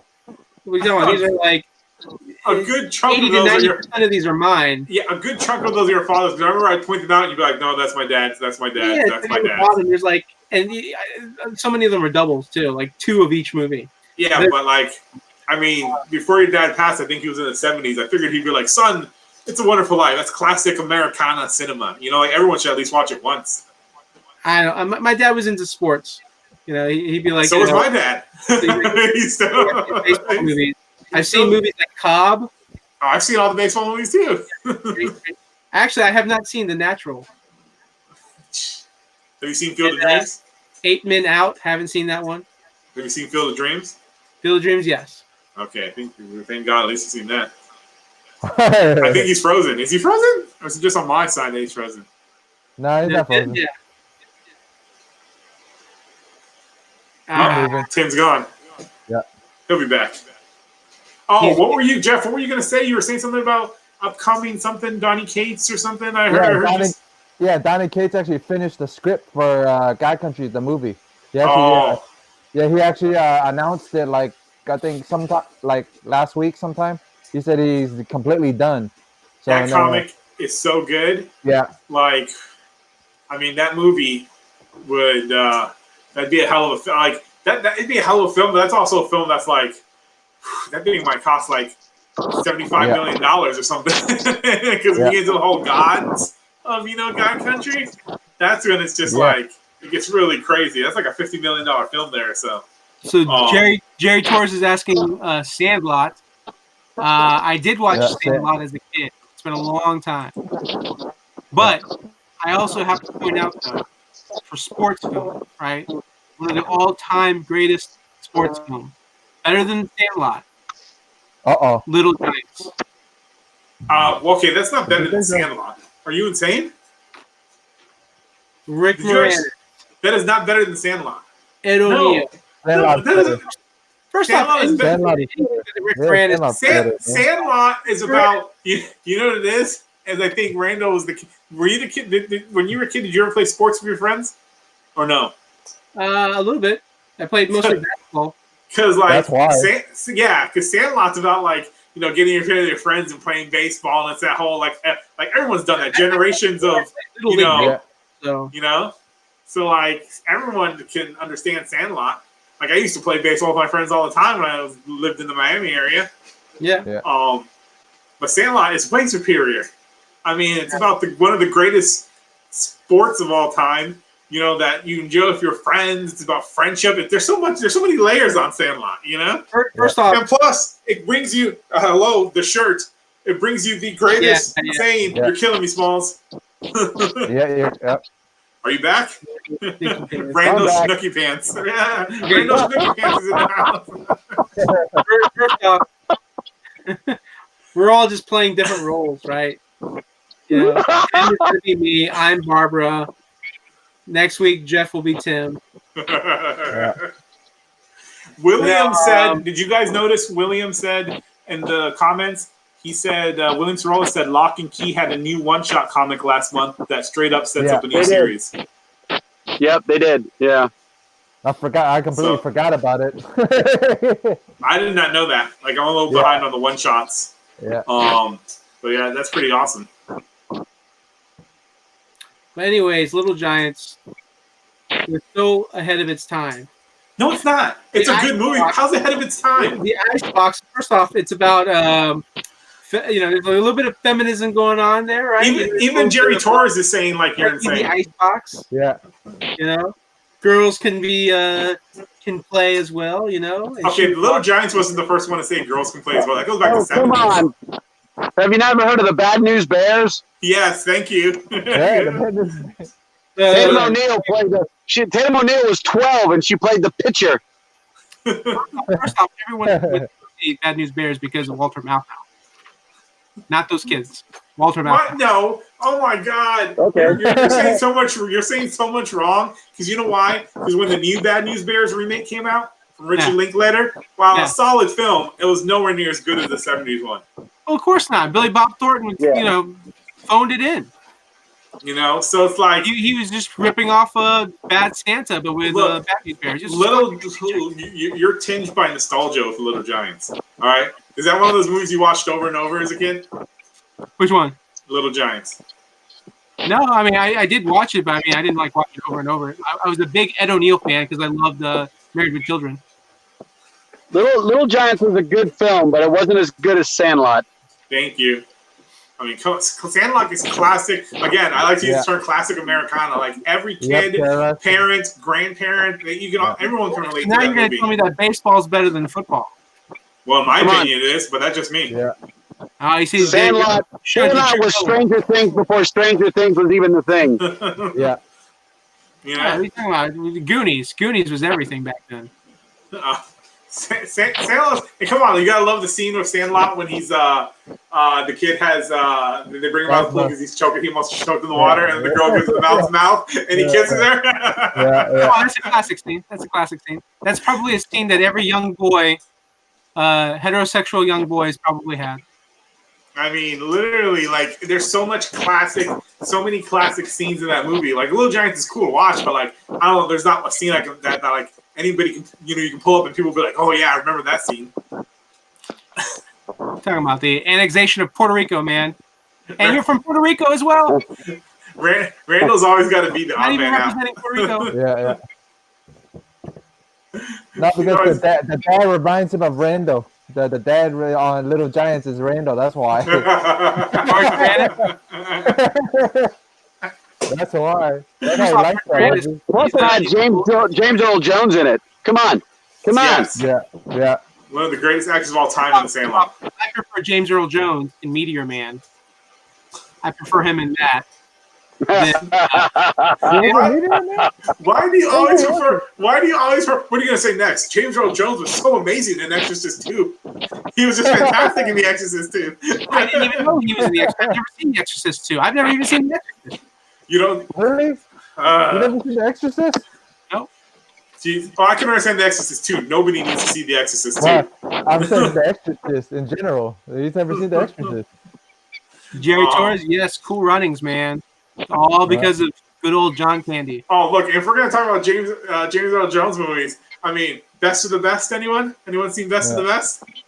I have not seen Best of the Best. It's with Julia Roberts' brother, Eric Roberts. Yep. And James Earl Jones plays the head of like the U.S. Whatever martial arts league or whatever. Yep. Look, if you're gonna mention Best of the Best, then I'm gonna mention that James Earl Jones was better in Coming to America. I mean, okay, Coming to America is an amazing film. That's like picking like one of his greatest films, you know. But Coming to America and Sandlot are still better than Little Giants. Yeah. Jerry Torres says Cypress Hill was in Meteor Man. I don't remember Cypress Hill, but you know who I do remember in Meteor Man? The great, fantastic Don Cheadle. First acting role for Don Cheadle. He's part of the Golden Lords. Oh, yeah. Wasn't Meteor Man around the time when they were doing like Blank Man and all those like comedy superhero? No, Blank Man came out like maybe 3-4 years after Meteor Man. What? So Meteor Man was early 90s? Yeah, like 93, I think. Yeah, it was early 90s, but nothing beats Leonard Part 6.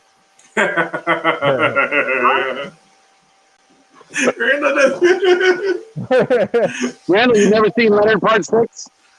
Never even heard of it. You know, Leonard Part 6 is a Bill Cosby superhero. Yes. Movie.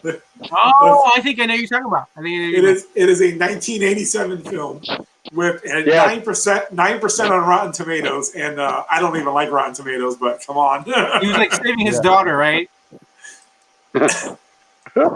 Oh, look, nothing is worse in a Bill Cosby catalog than Ghost Dad. Ghost Dad. That's another bad one. Yeah. That's the only Bill Cosby I can remember. But look, if you're going to mention Bill Cosby, it's going to come full circle because I remember Bill Cosby and Meteor Man. Why do you have this like extreme love of Meteor Man? Oh, dude, it's so great. Yeah, he really likes B movies. So many great people in that movie. Eddie Griffin's great. Sinbad with a small like role, basically a cameo. You know, I what was it? Since you love a lot of these early to mid '90s comedy films, did you ever watch what was it, Vampire in Brooklyn? Eddie Murphy. Oh yeah. Yeah, Wes Craven directed. I remember Cheech Marin was in that movie. Which is it's a weird movie because I think it was supposed to be more serious, but then it ended up being more comedy because I guess the studios wanted more of an Eddie Murphy film. No. When they promoted that film, because I remember them promoting that film, because I was really big into vampire movies. When they promoted that film, they promoted it as a comedy, and I remember thinking like, "Oh, cool! I'm going to go into this movie and I'm going to watch it. It's going to be funny." And there was actually scary parts of the film where I was just like, "Whoa, this isn't your typical comedy. It's a dark comedy." Yeah. That's what I'm talking about. Like there's parts of that movie that are a little more serious, and then there's also comedic elements. But I think when they originally made it, it was meant to be a straight up horror, more serious film. And I think the studios wanted more comedy, so there's just. But then they also sold it as a straight up comedy as well.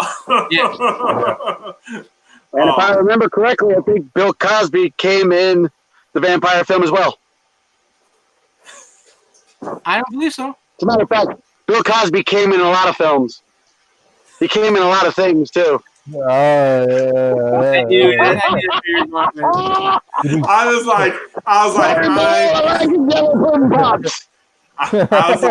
was like, I'm saying nothing. You know what would be really funny is if they made a Vampire in Brooklyn 2, but with Dave Chappelle.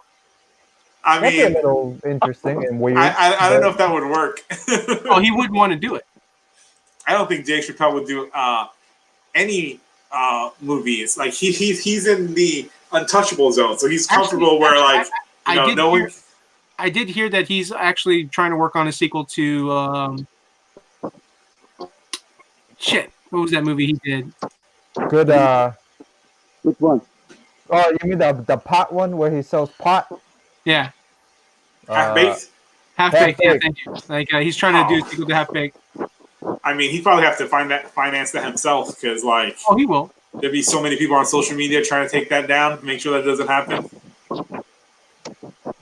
It's funny because I think he was like, I remember seeing a clip where he was talking to James Lipton when he was doing the Inside the Actor Studio, and he talked about how he had worked on Half-Baked, like he wrote the script, and that like when they were making the movie, and then when they made the movie and they finished it, he was like, this isn't anything, like this isn't what I had set up in the script. So he was like telling the kids, he was like telling the students, the actors, he was telling them in the audience, he's like, listen, wait, get ready for your hearts to be broken. Once you start working for the big companies and you start doing the big films, get ready to have your heart broken. That's basically what he told them. And everyone laughed, and he laughed. James Lipton laughed. It was great.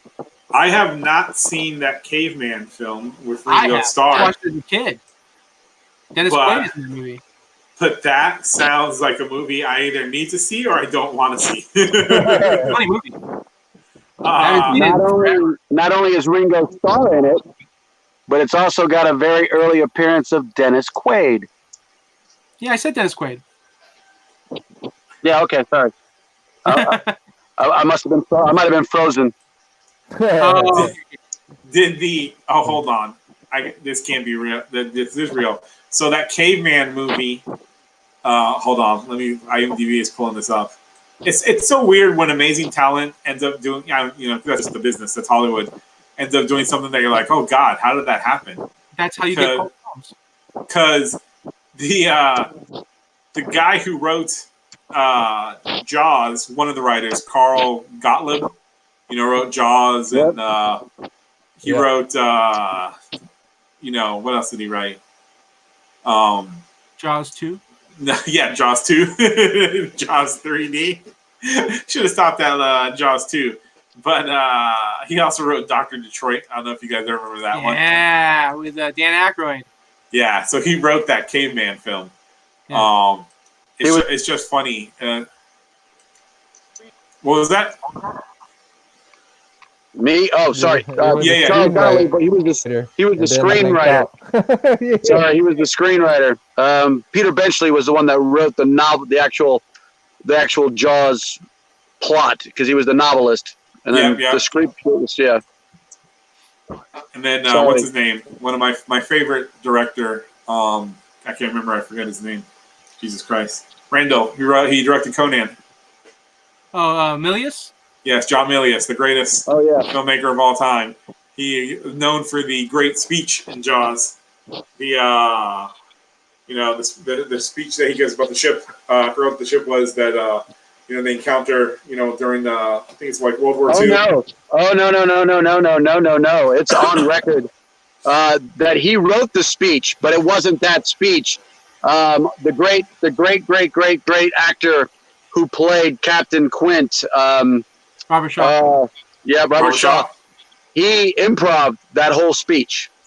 That was mostly all him. 90% of that was him.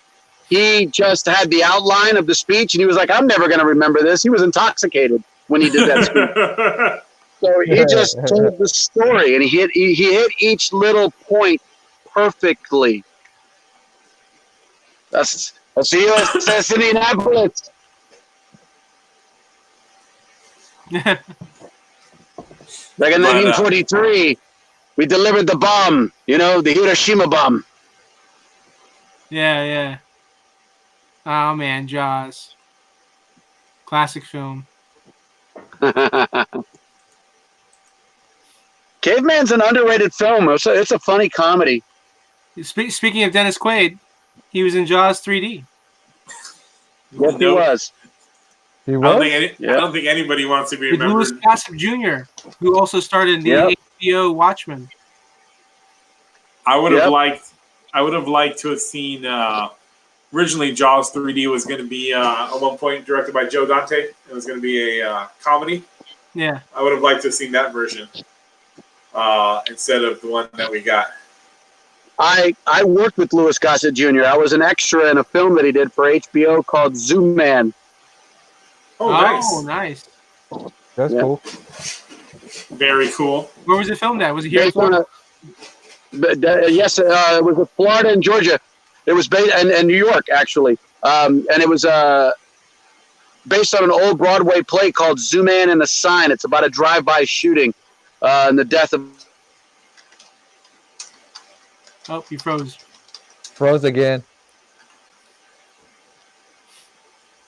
I passed on the sickness today because I kept freezing yesterday at everybody else's stream. Oh, really? Yeah. See, StreamYard is on to you, Jeff. No, they're not. StreamYard's like, man, this Jeff is using up so much of our... Right. They're like, sorry, Jeff. You need to start paying for this stream. Yeah.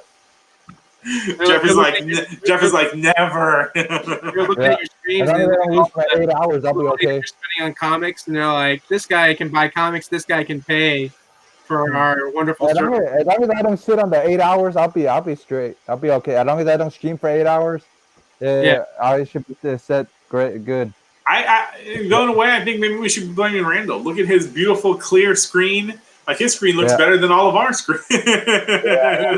I'm using, like, remember that webcam that you and I bought? Yeah. And then you were just like, just use your iPhone or use your iPod because it's got the better camera. But the problem, though, is the iPod's battery life is horrible. So, but yeah, I've been using the webcam, and part of the reason the lighting looks good is because I got my little lamp over here on the right on. So yeah, I got good lighting. I got the one behind me, but I'm too lazy to turn it on. Yeah. The camera on this computer only goes up to 720, so I hit it on that before I fix the. I don't even know what my camera's on. It should be able to go up to 1080 if it's not up in 1080 already. Yeah. I know that. Tim uses his cell phone. And then that's not Tim. Yeah. That's Randall. That's Randall Schnooky Pants. Okay, that's not Tim. It's Randall Schnooky Pants. All right, Barbara. All right, Barbara. Yeah. Okay, now. Well, now that's actually my whole initials. So it works. The problem is Wi-Fi, because right now there's an AI that's trying to take over my entire computer system here at the house, and it's all this guy's fault right here. Knight Rider. Car. Love car. This is from Hollywood Rides. I love variant 6-pack that they have at Walmart. Yep, and you can get one that has KITT in it. But they do have a car. This is a mystery figure. So these are at Walmart. They're $5. They're $4.99. They have. Oh, really? They have the Smokey and the Bandit car. They have the Ghost Riders Ecto 1, and they had KITT. And I just found a car, so that completes the 4 from this set. What was that movie? You guys got there's that one movie where he's like, "It's Smokey and the Bandit too." Smokey was the bandit. Smokey was the bandit. Yep. That Randy looks. Never stepped in a Wally World. Do you guys? Random won't go into Walmart. He's got some disease about Walmart. Yeah. Hey, do you guys remember, bringing up Car? Do you remember when they did the sequel Knight Rider show where David Hasselhoff showed up for the TV movie, and it's his son, and then Car appeared and Car could transform into a robot? You guys remember that? Not only it was like 2008. Not only could he transform, but guess who did the voice? Who? Peter Cullen. Optimus Prime himself. Oh, yeah. Nice. Dude, I remember when my friend told me, because I watched some of that episode. I think at that point I had dropped off from watching that new Knight Rider. But I remember my friend telling me, Jesus Christ, did you see this bullshit? Car transformed in the new Knight Rider. Look, Optimus Prime himself does the voice to Car. The only really good David Hasselhoff film is that Nick Fury film. Oh my god. Oh god. I'll be That honest, was hot garbage, man. David Goyer doesn't even want to remember that Nick thing Fury. was hot garbage. Nick Fury film. You know the funny thing is, I watched all those bad TV. Nick Fury, Generation X. God, I remember I was babysitting some kids. I was living in New York, getting paid to babysit some kids, and I put them to bed and I put on that Generation X movie. Holy crap, that was a horrific TV film. I was excited to have it. I was like, Generation X, and then I remember the last scene. The last scene after they defeated the bad guy, Matt Frewer. Max Headroom. After they defeated Max Headroom, and all the kids come out and they're in their Generation X costumes. And then it's like, and the movie's over. And I was like, sweet, we're never going to see that anywhere ever again. I love how, like, you know what I really want to get? And I've told you this before, Marco, because we'll go through Best Buy and we'll see a copy of it. Yes, Jerry Torres, I remember that. They have the complete series of Nightman. I don't even want to see that. I like cheesy old B television. Like, I love old shows. I know a lot of people are like, oh, it's not good. Like, I still think, Greatest American Hero is pretty good. I don't have any hate for that. I love stuff like the original Magnum P.I. I watched the new one, but I love the old one. Stuff I grew up watching with my father. But, like, Nightman is... I don't think there's any redeeming quality in Nightman. Oh no! Nightman had a futuristic car called a PT Cruiser. You know what I remember from Nightman? You know what I remember? Actually, it was a Plymouth Prowler. Do you know what I remember from Nightman? In the fucking intro, that goddamn saxophone. That's the only thing I remember. Saxophone. Yeah. I don't even remember the saxophone. Yeah. Oh, did you even watch Nightman? Did you watch Nightman when it was on TV, Randall? Not really. I saw like bits and pieces of it, like late at night, and I was just like, oh, I want to watch this, but I have like trouble like catching the show, like, because it was like always on like random times or random nights or whatever. That was, I believe, showrun by Glenn Larson. Was it Glenn Larson who created Battlestar Galactica? Glenn A. Larson. Yeah, who created the original Battlestar Galactica.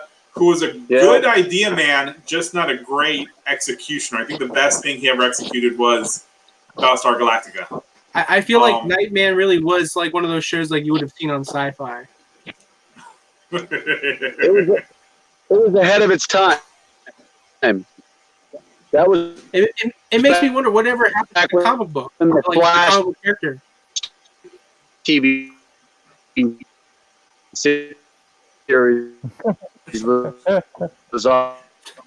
Is Tim frozen again? He's like giving like he's doing the robot. He's like.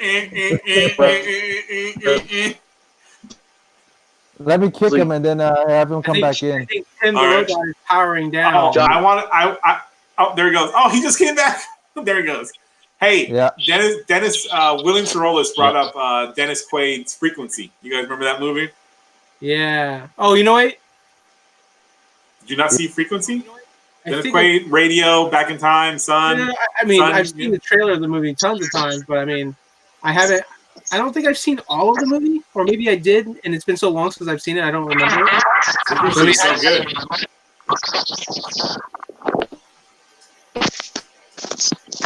Is that you, Randall?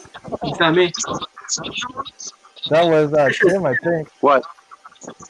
What happened? You got like the radio playing. Is that? Oh yeah, Jerry. I remember Equalizer repeats. Yeah. I don't think I ever watched the Equalizer when it was live. But Airwolf. Every kid watched Airwolf. I mean, a cool ass helicopter. What show is he talking about here? Send criminals back to the future by shooting them for return. That's not Tech War, right? No, Tech War took place in the future. What is that? Oh, on UPN. Shit. The show where criminals from the future came to the present. That's exactly what I would call UPN. Power Rangers. No, and if I remember correctly, the actor who played in that TV show was the same guy who plays Kreese on Karate Kid. It's called. All right, well, you think of that, Tim. Let me see if I can pull it up. If I go to Google real quick. Yeah. UPN sci-fi shows. Here we go. Where are we? And for the record, Airwolf has like one of the all-time greatest theme songs for TV shows. Like, I'm surprised they haven't made an Airwolf movie. They made a freaking A-Team movie. Give me an Airwolf movie. Yeah. Right. Let's see here. Great. Let's see. While you guys talk, I'm going to try to find this show because it sounds familiar. Speaking of priests, I'm very much excited for season 3 of Cobra Kai. I finally got to watch both I'm very seasons. excited for Cobra Kai. Yeah. One of the best shows on television, in my opinion, right now. Yeah. Oh, yeah. It's very entertaining. Like, everyone pulls their weight. It's fun. It's entertaining. It's well written. So have you watched the Harley show, Rando? I haven't seen Harley, it yet. Cartoon? Yeah, the Harley Quinn show. I'm 2 episodes behind right now, but yeah, it's hilarious. Yeah, I watched everything already. I binged it like Saturday. Yeah. I was actually gonna try to watch it before getting on tonight, but I got home later than I wanted to. The only one I haven't watched is Fridays. I think I'm one behind on Harley Quinn. Really funny. The first episode, Yeah. Every other after that got really good. I think they tried to. Who knew that Kite Man was going to be funny and interesting? Kite Man. Yeah. Kite Man. It just goes to show you, any character with confidence, you end up liking. Yeah, but sounds like the guy that was in Drew Carey, the friend in Drew, the 2 friends in Drew Carey, the one with the dark hair, the black hair, the black curly. Yeah. Bader. Yeah. That's who it sounds like when the guy goes Kite Man.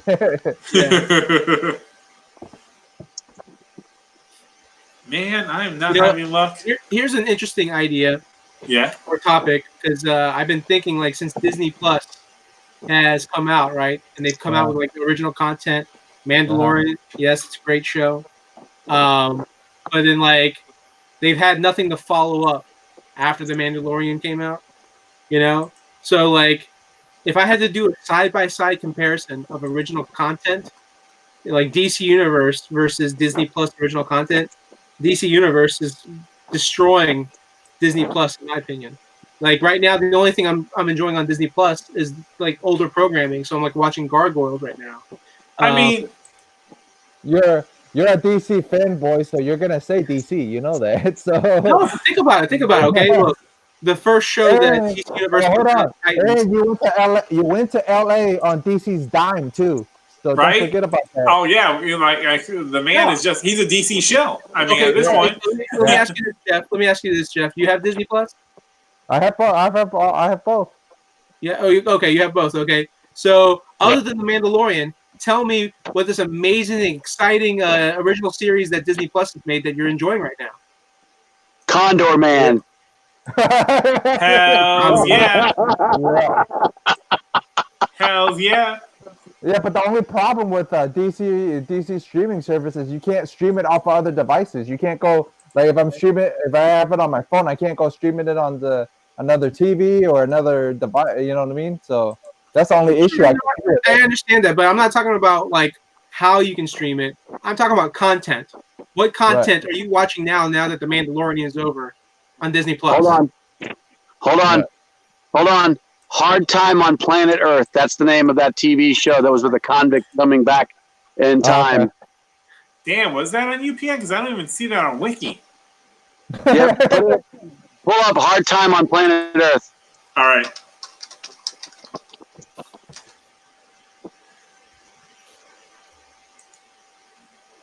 Jeff, 1989 show. No wonder, it's a CBS show. Yeah, it's a CBS show. I was looking 90s. That's why. It has Kreese in it, right? Yep. Martin Cove. Yep. It just says starring Martin Cove. Holy crap. It was created by the guys that created and wrote Predator and Predator 2. That's pretty funny. Yeah. Jim and James Thomas. Oh, did you guys like the new remake of Predator? The Super Predator? Oh, jeez. Here's the thing about that movie. I mean, I don't know if I could blame, Shane Black and Fred Dekker, because from what I was reading, it seems like there was a lot of studio interference. Right. Film got recut. I don't know. It's just it's sad because you think. Well, I'm not saying Shane Black is the greatest talent, but you put Shane Black and Fred Dekker together, and Fred Dekker's known for Night of the Creeps and Monster Squad. And he actually wrote once a really good Godzilla script when he was gonna I think Steve Miner was gonna direct Godzilla back in the 80s. But when I saw that, I thought it can't be as bad as everybody says. And right. The movie's not bad up to when you get to a certain point, and then it becomes like a what the fuck. Yeah. And it's like when they get to the school, the football field, and all that stuff towards the end of the film, and it becomes very like, where the fuck is this movie going? And then the damn dog. and here's the thing: the end of the film, because supposedly they had one ending, because it turns out that that pod, it's the super predator suit, which is the dumbest fucking thing ever. But one of the endings was the ballsiness was that it was, I don't know how it made any sense, but Sigourney Weaver from Ripley. It was Ripley. She was sent back in time or something. And the other one, it was, and another version, it was going to be Newt, from Aliens. Which for the ballsiness of it, I would have accepted. Could you imagine you in the theater and you're like, this Predator movie is what the fuck? Yeah. They could have got Michael Fassbender, and he would have been what was it, David, the android or whatever? Yeah. You ever watch Screen Rant's Hollywood Pitches? Yeah, I've seen one or two. What's it called? I said I think I've seen one or two. Yeah, I think that's exactly how it works these days. They're that stupid. I liked, I love Predator. I really enjoyed Predator 2. I haven't seen it since probably 10 years, 15 years. Danny Glover was awesome in Predator 2. Yeah. I liked Predators, the Robert Rodriguez one that he produced. Yeah. My only thing that I didn't like about Predators. Brody? Yeah. The only thing I don't like about that film is the whole going back to the first film, taking some of the moments from there.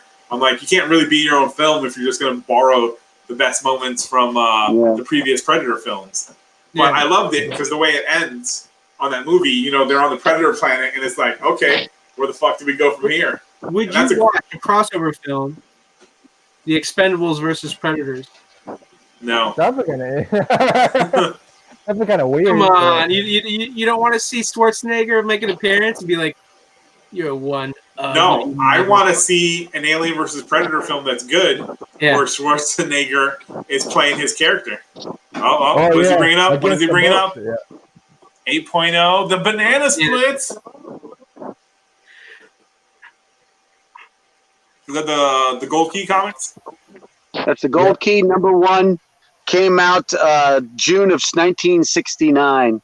Nice. Got an 8.0. Nice, beautiful banana splits. Just got it re-slabbed. It was a 7.5. Came back a half a point up after being pressed and cleaned. So I was very happy with that. Nice little return. Nice. I had a little, everybody knows that I've spent, a lot of people know that I spent a lot of time in one of these costumes, not only on television, but on baseball fields and football fields and soccer fields. Yeah. So anything that has mascots of any type, I usually collect. And banana splits was one of my early inspirations to being a mascot back. Did you see that I got Netflix this. movie? I bought this comic book at a. What's that? Did you see that Netflix movie, The Mascots? Not yet. I haven't seen it yet. I want to see it. Yeah. Yeah. What were you saying about when you got I bought this at Hooked on Comics.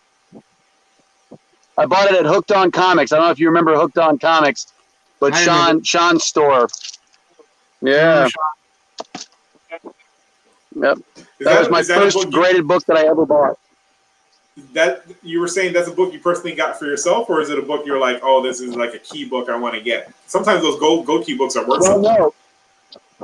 Yeah, gold key books are worth something. Plus, the Banana Splits movie came out, and it caused it to have a little spike as well. But I bought this back in an old comic book store here in Tampa Bay called Hooked On Comics. They're no longer in business, of course.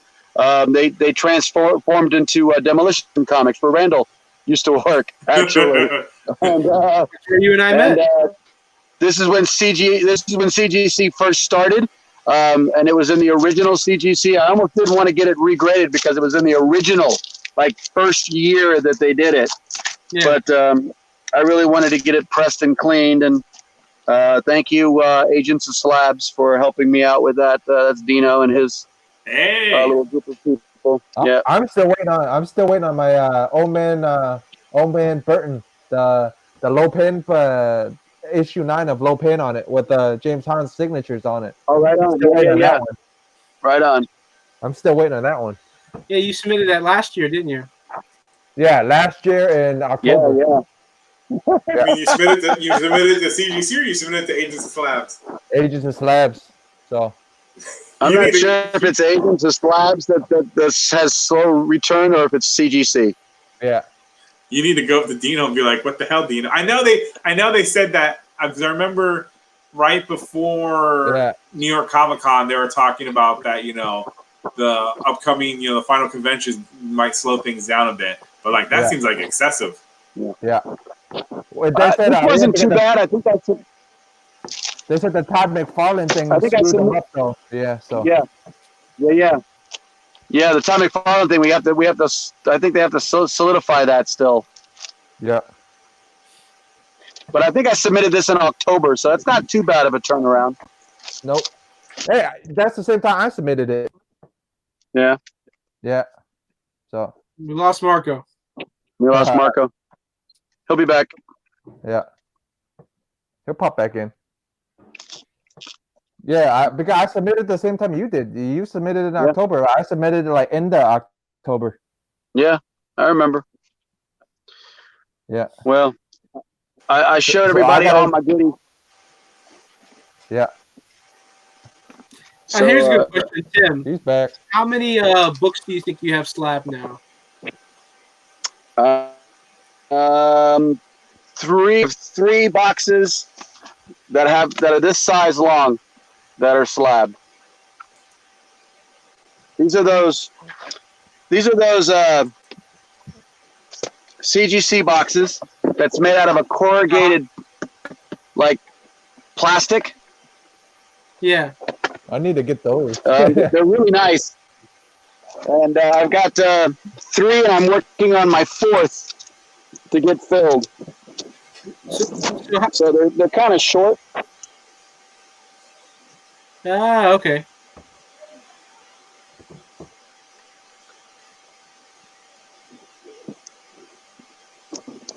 So you probably have like 20 books in a box.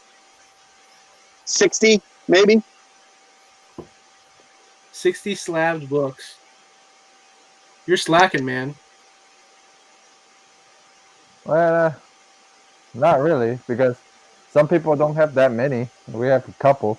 Jeff, CGC's been around for 10 years. Tim's been collecting for like 20, 25 years. Yeah. He only has 60. I'm just playing. I'm just giving him a hard time. How many slab books do you have, Randall? How many slab books do you have? Let's see here. I want to say like 7. And they are Superman, Superman, Superman, and Superman? Well, there's you hear me? Superman. I got 5 of them that are Superman 123.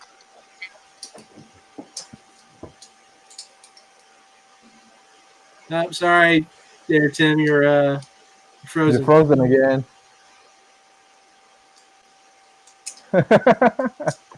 They just pass it on, man. Last night I was the one frozen all night. So they're just passing it on today. Oh. Yeah, man. Can you hear me? Yeah. Yep. 60. I got about 60, maybe between 60 and 70. Nice. Those are rookie numbers, man. You got to pump them numbers up. Nice. Yeah, like I said, I'm Yeah. gonna book that. Oh. Yeah. You know, I don't believe in grading. It's safe. I really don't believe in grading. Oh, okay, yeah. I'm So only good, man. doing it because I want my children who's going to inherit my collection. I don't want them getting screwed.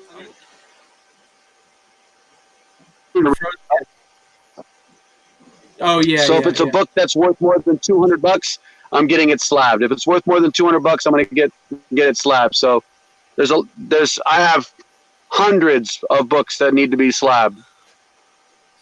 Yeah. So, yeah. Slabbing If not thousands. Slabbing is the devil, but it is needed in this day and age. It does get you more money. Yeah. Unfortunately. Yeah. I mean, they present well. They're really nice.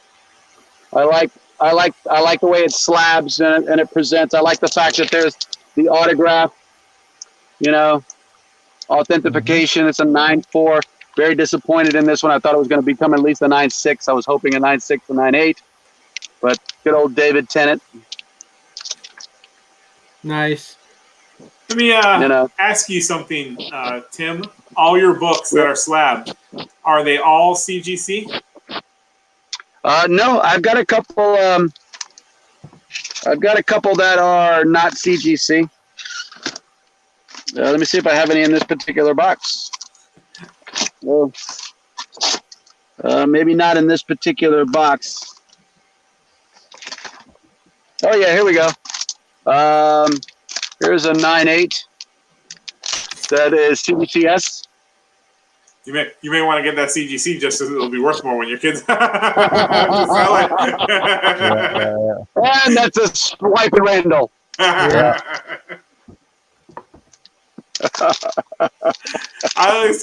Randall was working at CBSCS, I was like, man, look, they're never going to beat CGC. No one even looks at a CBCS book and goes, oh, yes, let me buy that CBCS 9.8. You say that now. You say that now.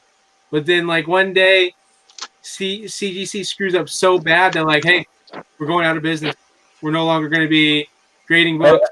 As long as they don't do a PGX thing, and they'll be fine. As long as they don't go trading out of the house, they'll be fine. PGX, you might as well throw your car on the street and let a car run over it. At that point. PGX, you know, PGX is the equivalent of WeGotThisCovered.com. Did Tim freeze again? He froze. Oh, wait, he's back. He's back. Nope. Let's put the counter on. Oh, there he is. His mouth moves. The counter. Oh, there he is. Okay, he's good. You know, sorry, my Wi-Fi is like, I think my son's playing one of his streaming games and he's screwing with the Wi-Fi. Okay. One of these days, somebody's going to come out with a video like Project Veritas, and they're going to expose CGC for the scam that they are, and the whole house of cards is going to come crumbling down. I mean, probably, because, like, I mean, honestly, I mean, do we really need a slabbing business? I mean, you know, for comic books for decades didn't need, you know, a CGC, you know, before they came along. And they don't protect from water either. So if you dunk it in water, it doesn't protect it from water. You know, and all it does is it creates, in my opinion, I don't know. I'm not a big collector, so I don't do, you know, CGC a lot. If I do, I usually end up selling the books. But I feel it kind of like artificially inflates the prices a little bit. You know what I mean? I think so. Yeah. I'm surprised that there isn't a CGC graded price guide book. Don't put that out into the world. I mean, wow. Yeah. Next thing you know, like some random CGC person is gonna watch this and be like, "Wait a second." I feel like I should just start my own like. Or Dino's gonna send one, and it's gonna be one of Dino's. Right? Yeah. We don't need we don't need a wizard. When Wizard was like, "This book, if you have it, is worth $50," and it's like. In what world was that birth worth $50? I want to say towards the tail end of Wizard, they were doing CGC graded columns. Listings. Yeah. Listings, yeah. They were. Back when they got to the point where they were like a pamphlet, they were so thin. Oh yeah. You know, you can go to any paper ephemera collector and say to them, "Hey, I'm putting my comic books in these plastic cases," and they're like, "What the hell are you talking about, man? That's the worst thing you can do for paper products." You know, Mylars have always been, you know, the Library of Congress's go-to storage system, and that's the long term right there. Mylar really is the long term. The only thing that these cases do is they're a heavier case, but they're not made of Mylar. They're made out of plastic, man. And that plastic will leach after 10, 15 years, just like every plastic does in the world. That's why they suggest that every 8 to 10 years you have your books reslabbed. It's like when, you know, when we were kids and you found out, oh shit, I got to change my bags and boards because, you know, you started realizing the acid in the bag and boards would eat your comics and it would yellow them and stuff, and you're like, oh man, and you realize you got to start changing them. It's just like, have any of you ever had an action figure and you had it on your desk for a long period of time and all of a sudden it got really sticky? I've not had that happen, but I've seen in videos, like YouTube videos when people would show. Yeah, and it just gets sticky, and that's the plastic leaching. That's because it's a low grade plastic, and it's starting to degrade. I have a different reason why it was sticky. Jesus Christ. Randall, damn it. I like to eat candy, you know. Oh, yeah. Okay. Yeah, candy.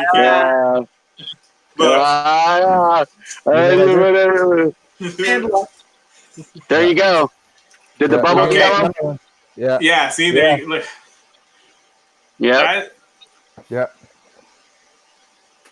Yeah, we have a friend. Me and Randall have a friend, Ivan, and he's got a bunch of like you know Kiss figures and wrestling figures and all that in his office, all hanging, and you can see some of them that have the yellowing, you know, in the packaging. It's like I can't like, you know, I used to try to do the toy collecting thing, but then you're just like you have boxes filled of like sealed toys, or if you're hanging them on the wall, and I just look at them and I'm like, what's the purpose? So like I have to like open. I do want to get to a point where I get like a little case and, you know, just put like some of the best. That's why I like to buy figures. Doubles. I like to buy doubles. I like to keep one in the case. And I like to have one that's opened up. I can't do that. I'm cheap. I'm Puerto Rican. I just think I'm throwing away money. I'm Asian too, and I'm cheap too. You know? You're Japanese. You're supposed to be a cheap one. You're not supposed to be buying doubles or anything. Hey, William Sorolis gave us a nice compliment. Pull that up. See, look at that, Jeff. Yeah, I see it. Randall, a compliment from William Sorolis. Yeah, I saw it. It's good stuff. Oh, you saw when you didn't point it out to the rest of us? I see how it is, Randall. Thanks, William. That means a lot. Thank you, William. Thank you very much. William always gives the best compliments. He's super nice. One of the things I love. I always enjoy talking with him. I always like, you know, just hanging out with him. Like that's one of the great things that I love about social media and the internet is that I met William through Comic Book Collectors Forum, you know, and even on that site, you know, like we had a couple debates or a couple arguments, but at the end of the day, like William's like, you know, hey, I think you're a cool guy, and I'm like, hey, I feel the same way about you, man. You know, like I'm glad that we can talk and we can have these debates and we can like get along and we share like, you know, a lot of the similar things in common. Like we're fans of a lot of stuff, you know?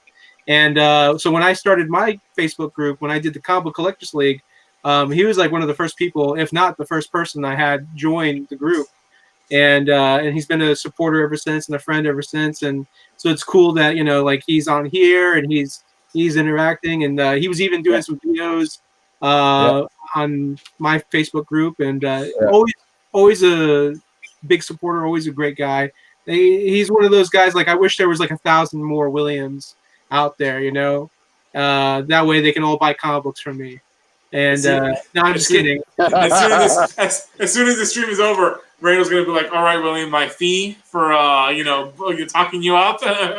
No. Then you realize like I take the mask off. I'm like I'm William the whole time. Let me bring something to your attention. Let me bring you all of our audience. Let me bring something to all of your audience's attention. There's a lot of people on YouTube who talk comic books, from Comic Tom to Ethan Van Sciver to Doug TeNapel, and everybody who has their there we go. Ethan Van Sciver, he's got all of his creators. You got people who actually work in the business. Bam, fantastic. You know, Doug TeNapel, he's got a little bit of that television experience because he had Earthworm Jim on television. He's marketed that damn character like you wouldn't believe.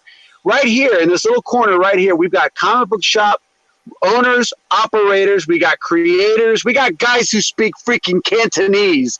Mm-hmm. This is a great show, and we need to start getting this show out there a little bit more. We've got years, decades of experience. Ethan Van Sciver says he's been doing it for 40 years. I got 10 years on Ethan. and I'm a professional actor. That's what I do for a living. Everybody can come out and see me in Clearwater. I've got a great new show that I'm going to be in. It's called Venus and Fur. It's a Tony Award-winning show. It's going to be at Theater One. I get to play Thomas. It's a 2-person show. Once it opens, it doesn't stop. That's me. I'm a professional actor. That's what I do for a living.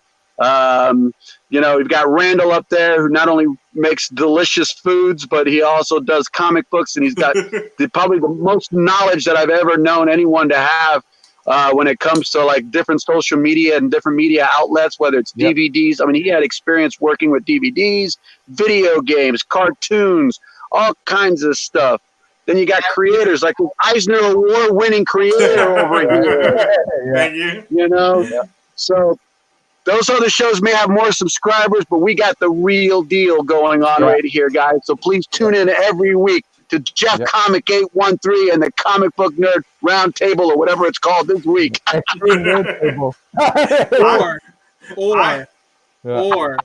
then Randall's like, hold on. Me, Barbara. I'm Barbara now. Look at me.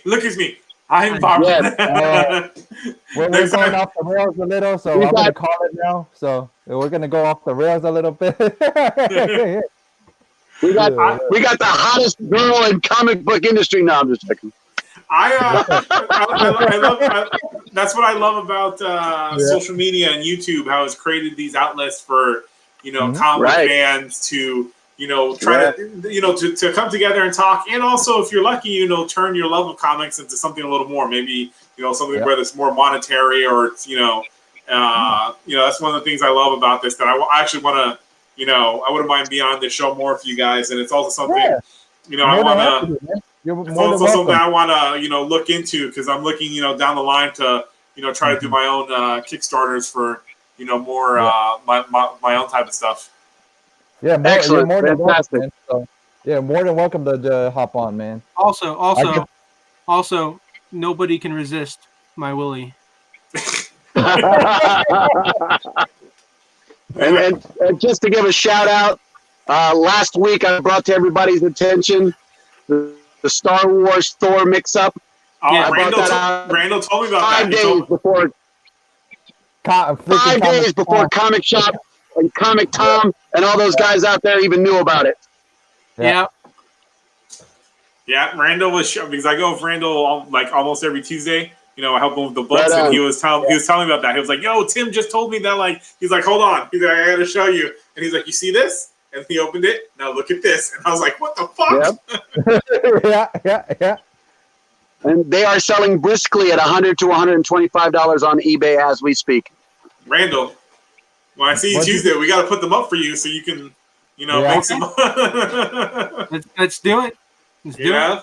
And that's the funny thing. Let me ask you about that, Tim, because you know you're pretty good with that type of stuff and other things. I know sometimes with errors like that, sometimes they become like a hot collector's thing, because you know either the publishers will be like, return them back, we got to replace them, and then you know, so they're such a limited. But is it every time that there's an error, no matter what the situation is it always something that fans are like, oh, I got to have that because it's like so unique, because it's an error and they just want it for their collection?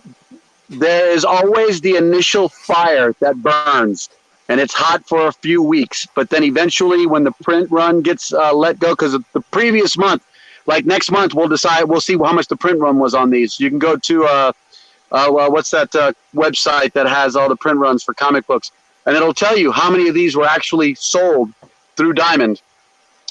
And even if it was all of them, they weren't recalled. So even if they were all of them, if there's only 7,000 copies of these white covered, sketch covered variants, if it's a higher number or a lower number, that'll decide whether or not where the market settles. If it's 2,000 copies, then it could be, a $300-400 book. If it's 7,000 copies, then it might be $150 book.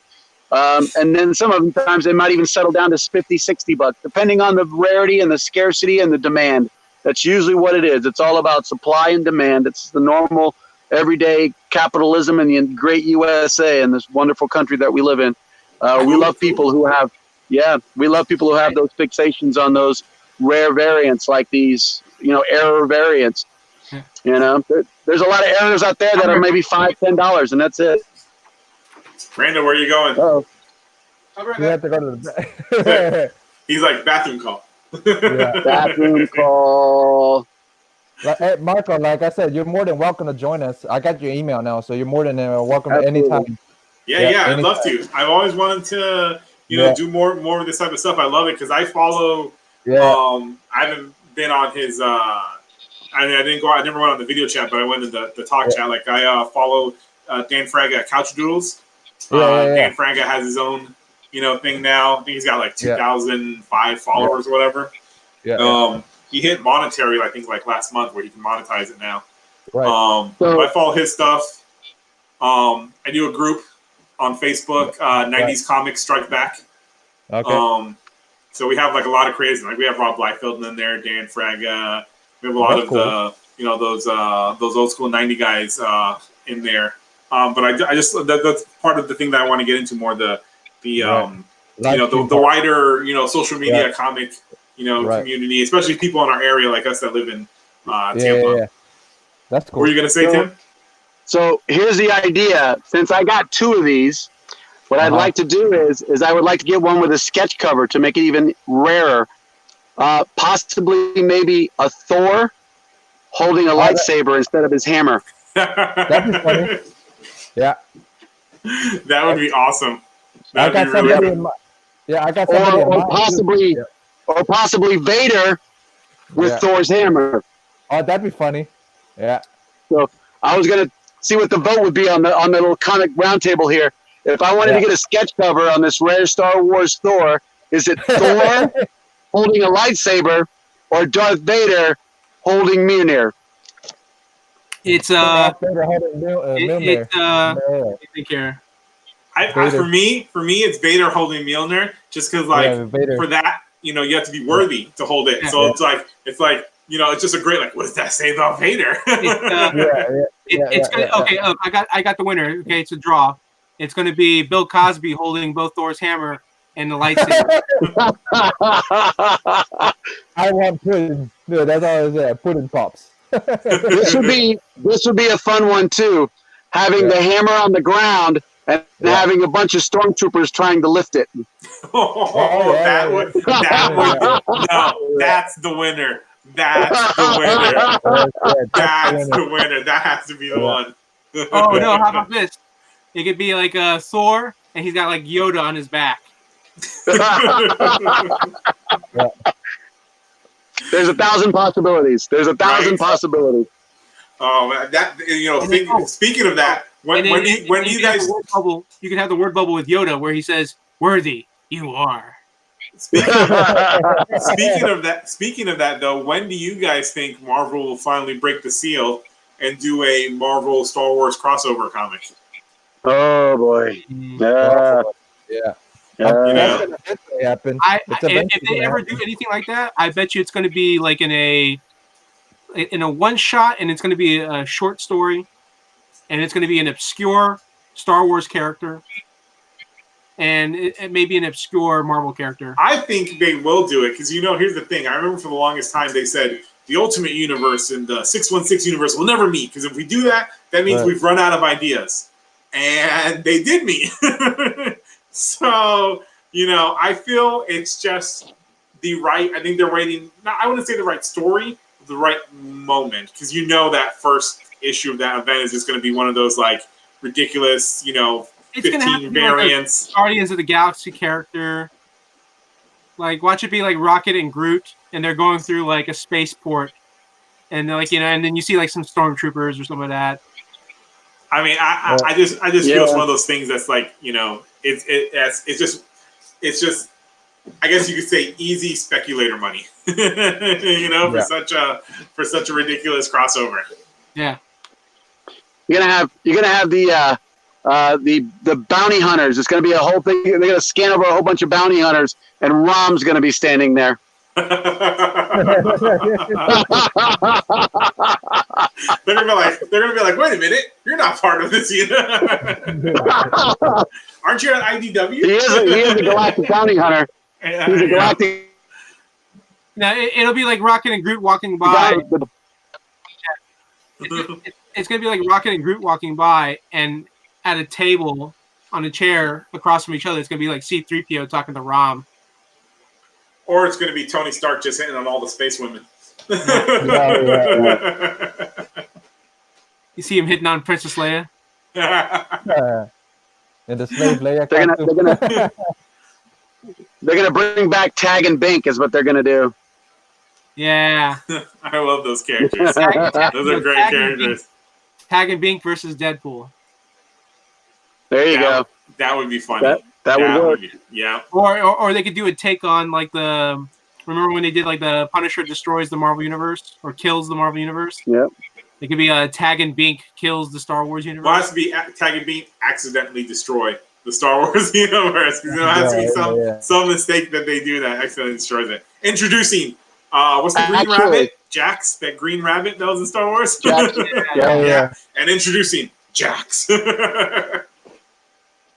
Tag and Bink are going to be background characters in another version of Ed Game, and it's going to be because of Tag and Bink that the heroes succeeded in Endgame. That's the real Doctor Strange theory. It was never Tony Stark. It was Tag and Bink. I love it. Did you see William Soros's?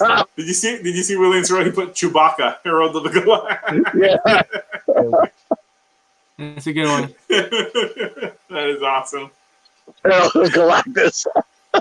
Oh man, I mean, I almost kind of feel like Vader would have been like a Herald of Galactus. This is a good one too, Bob, Agent of the Empire. There you go. Yeah. There you go. That's a good one. That's a good one.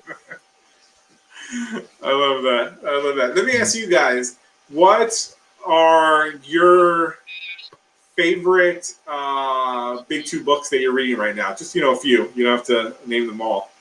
What are you guys' favorites? One's mine. First one is Once and Future. I've been really enjoying Once and Future. Yeah. What about you, Randall? What are you reading? If anything. Gosh, what was the last thing I read? Yeah. The Taco Bell menu. Taco Bell menu. That's a good one. He's looking at the menu and he's thinking of the dog. He's like, "I Taco Bell." Yeah, the Taco Bell menu. I'm like, this is horrible artwork. We'll skip Randall for now and we'll go to Tim. Meeting the Power Rangers. It's a damn good book. Dan Moore is killing it. Yeah. And then we've got freaking Shredder Green Ranger. Yeah. Shredder, yeah. Mm-hmm. And then we've got. I don't think Dan Moore is doing the Power Rangers Turtles book. What's that? Dan Moore. I don't think he's doing the Turtles Power Rangers book. I think that's Dan Moore is doing the art for Once and Future. Who's that? Dan Moore. He's doing the art for Once and Future. I don't think he's doing the Power Rangers Turtles book. Oh, he's not doing the covers? I thought that he was doing the covers. No, he is doing the covers. He's doing the covers. Yeah, that's what Tim was saying. The covers. Oh, I'm just saying. The covers alone are killing it. Yeah. Yeah, just the regular A cover. I just love the regular A cover. But the story's good, too. Yeah. And then, of course, probably It's probably a toss-up. I really like Count Crowley from Dark Horse. I've heard nothing but good things about that. That's a fun little, it's a funny little story. And also, Strangers in Berlin. That's another good one from Dark Horse. The Wonder Comics line from DC. I've been loving that. Just because I love all that fun, kind of classic stuff. What else? The book from Titan Comics, the Robotech remix, where they basically, where basically they did a whole where the daughter comes from the future, and then the whole timeline gets messed up. So I've been really digging that just because it gives us something new that we haven't seen in Robotech. So those are probably my favorites right now. Wonder Comics line, and I think Wonder Comics line is probably the most fun I've had reading any superhero comic in a long time. Those whole line of books. Right. The Young Justice look really good. The which book? Young Justice. Oh yeah. What were you gonna say, Tim? And of course, anything that Scout's putting out. Scout is putting out some really good books. Anything from James Hick. He's doing a great job on a bunch of books. The Mall is a good book. Yeah, good stuff about that. Yeah. I think my favorite thing that they've put out is the Metal Shark Bro. Metal Shark Bro was fun. It was just silly fun. And I love books that are filled with just silly fun. Yeah. Absolutely. Did you see the book? Did you see the book they have coming out? So Craig Russo, who drew Impulse back in the late 90s. And he worked with Todd DeZago on other stuff, and he created the Parappanauts. Well, he did a book with Rich Woodall called Kira Alien Jungle Girl, and they're now re-releasing that through Aftershock. They're doing a whole new trade, new pages in there. Because I guess I didn't realize Rich Woodall. He's the writer of the Scout. Not Aftershock. Scout Comics. I keep mixing them up. They're both brothers that run those companies. But Scout Comics is doing the new Kira Alien Jungle Girl, Craig Russo and Rich Woodall's book. But Rich Woodall also writes that Scout comic, The Electric Black. The one that and I had no idea. I was like, I guess I have to check that out. They had the nice covers. We were helping Randall sort books. I don't know if it was you, Tim, that was getting that book, The Electric Black, or it might have been another customer of Randall's. But Brian Creel. Yeah, I always look at the covers. I'd be like, it looks pretty cool. He ordered the dark cover. Those guys stopped in the shop just before the glow-in-the-dark cover hit the stands. They came and brought us copies into our shop. Our comic shop owner is good friends with James, and he brought the writer of Electric Black into the shop. So that was very nice. Nice. Yeah, I want to go to their store. They have a little storefront that you can go to for Scout Comics. Yeah. They kind of expanded. They have a little warehouse space in the back. They have offices. I really want to go to their shop. It's out in Port Charlotte, right? Yeah, it's like Fort Myers or Port Charlotte or something like that. I actually I briefly lived in Port Charlotte and worked at FYE there. Oh yeah, with our friend Joel. I'll probably stop there the next time I go to SuperCon in Miami because you go right through the town. Yeah. When is SuperCon? July. Usually in June, July. Okay. July this year, July 10th. July, me and Marco will be most definitely going to San Diego Comic-Con. Yeah. Nice. Oh, I think Marco forgot to mention. Once you I didn't meant to mention. You're the one who's going to bring it up.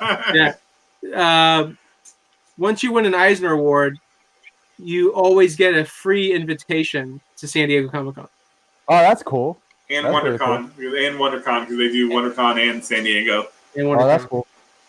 So it's kind of like the old American Express commercials. You just hold up your Eisner and go, I never leave the house without my Eisner. Because when they told me that, they were like, I think I was trying to submit the application to get, approved as a creator to get into San Diego. And one of the guys hits me back and they're like, you want an Eisner? You don't have to. And I'm like, what? And they're like, yeah, didn't you know? Did anybody tell you? And I was like, no one told me nothing. And they're like, yeah, you get in free to every WonderCon in San Diego, and you don't even have to let us know ahead of time. Just show up, and they'll look you up on a form, and they'll be like, okay, and they'll give you your thing to get in. Just put your eyes on a chain. What's his name? He's gonna show up to like San Diego Comic-Con one day, and he's gonna have like a beret. He's gonna have like a scarf and a thin cigarette, and he's like, "I would like to get into San Diego Comic-Con." And you're like, "Who are you, fool? You do not know who I am? Look at this! I am Marco Lopez, Eisner Award winner." Actually, you need to have a whole list. There's a whole list of benefits from having an Eisner. I believe it's 20% off your total purchase at Bojangles Chicken, I believe. Membership has its privileges. I mean, if they want to give discounts, I'll take discounts off of Roscoe's Chicken. That's some damn good. That's some damn good chicken right there. Yeah. I won't say no to that. There you go. That's fine. That's fine. And that's entirely in jest. I totally. When I heard that you were coming on the show, that's the reason why I was so quiet, because I just wanted to listen to you. That's it. I just wanted to hear what you had to say. I admire the fact that you are an Eisner winner, and that that's a prestigious award, man. Yeah. And I. Yeah, I'm a collector. I collect your stories. I probably have your books in my collection somewhere. I bet you I do. But one thing I got on my show that nobody else got, I got an Eisner award. Right? Did you Once again, tuning in for quality entertainment, folks. Right? Yeah. Extreme Nerd Table. Did you guys so you know how we have Scout, here in Florida.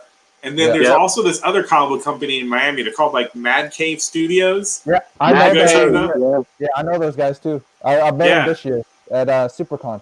It's funny. I think it was 2 years ago, maybe 3 years ago.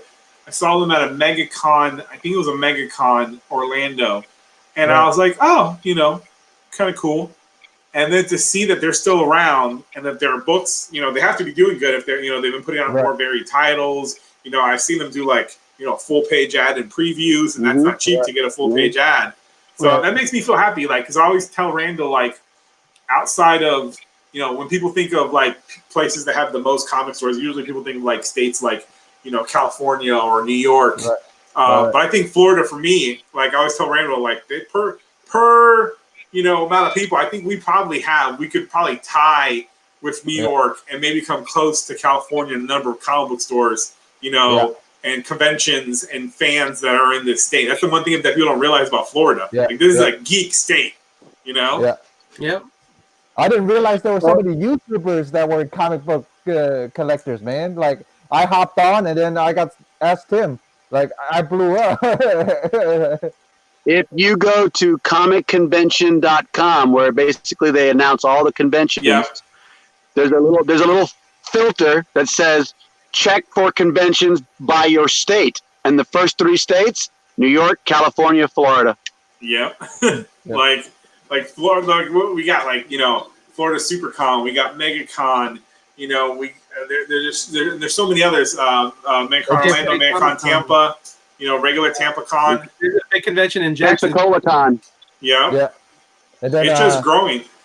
Yeah, and we just had a con today, Orlando Toy and Comic Con today. Yeah, that one. That one is the one that they do at least like 4 a year or something, right? When they do the Orlando Toy, or quarterly, I believe.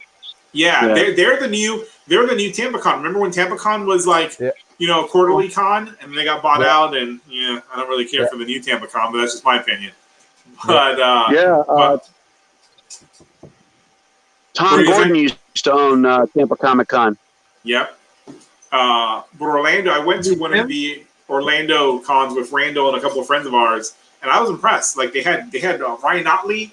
It was Ryan Otley, Ethan Van Sciver, and I forgot who else. And I was like, wow! I was like, for a small one-day con, they got some premium. They got Donnie Cates and Ryan Stegman. Yeah, I went and talked. The one that we went to, I talked to Billy Tucci. Super nice guy. He was super nice. I was telling him about Puerto Strong and what I was doing, and he was all like, "Oh, put your contact, your Facebook, thing in my phone, and I'll hit you up. Like, that's very cool. Congrats. Very nice guy. And he just had a huge success with She. Billy Tucci did. Yeah. He did his She on Kickstarter and Indiegogo at the same time, and I looked, and I think in total he raised using both. I think he raised $138,000. For his new She comic. Yeah. That's impressive, man. That's like.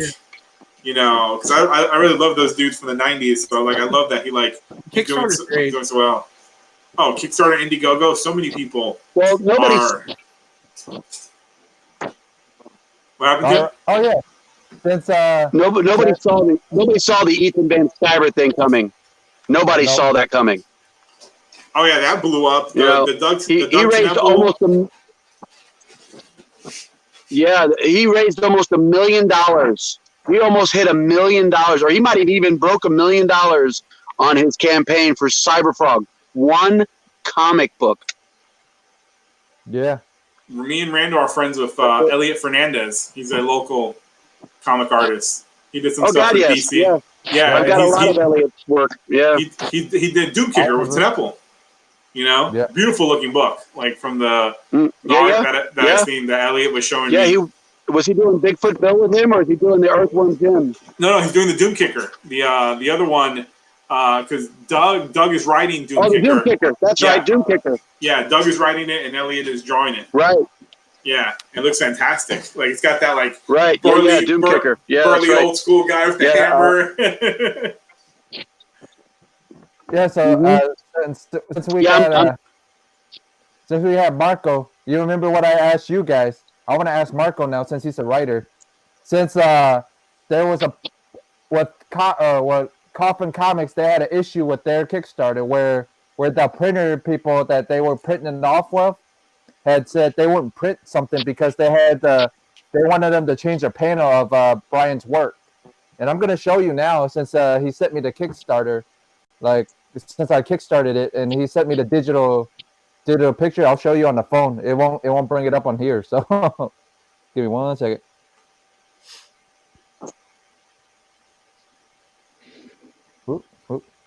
Here. Oh yeah, because is it the Hell Witch book? Is that how sexy it is? Yeah, right there. Yeah, that Holy one. Shit! That's the panel. Yeah, that's the panel that they don't want to. Yeah. So what? They consider it pornographic? That's the panel they said they wouldn't print it. They wouldn't print his stuff because of the graphic. I guess somebody on the printing press saw it and said, "Hey, this is offensive." And they asked Brian to change it. They asked Brian to change that panel. So let me get this right. So whoever's morals are their morals. I'm not gonna basically say they're wrong or all that. But at the end of the day, I mean, one, that book is not a children's book, which none of Brian Pulido's books are not. But this man, every single Kickstarter is a 6-figure Kickstarter. I'm pretty sure he spent probably, let's say, within 6 figures at this printer, over the time of printing all his books. So you're going to tell me that the guy who's bringing you 6 figures, you're going to be like, sorry, I can't print that 69 position. It's against my... So what did Brian do? Then he's like, fuck you, I'll use another printer? Yeah, pretty much. Screw you. I'm going to somebody out of the country. That's why the Kickstarter won't get here until March. It was supposed to ship this month. So he went to use because I know there's a really good. I know a lot of creators will use. There's I forgot their name, but I've talked to the lady. I'm thinking of doing a Kickstarter. There's a Chinese printer that's really good that a lot of people use in China. I'm not sure. Probably that's the printer he probably used. He said it's coming out of the country, so yeah, I'm assuming. That's a shame because I've seen Brian go to that printing place and he's given them, not only he's given them a lot of money, he's given them a lot of press because he'll do live videos, from that printing press, and he'll show oh, this is Lady Death being, you know what I mean? Because Brian Pulido is very enthusiastic. He's like Stanley of horror, so he'll show. And I don't know. I think. As a creator, you also got to be business minded.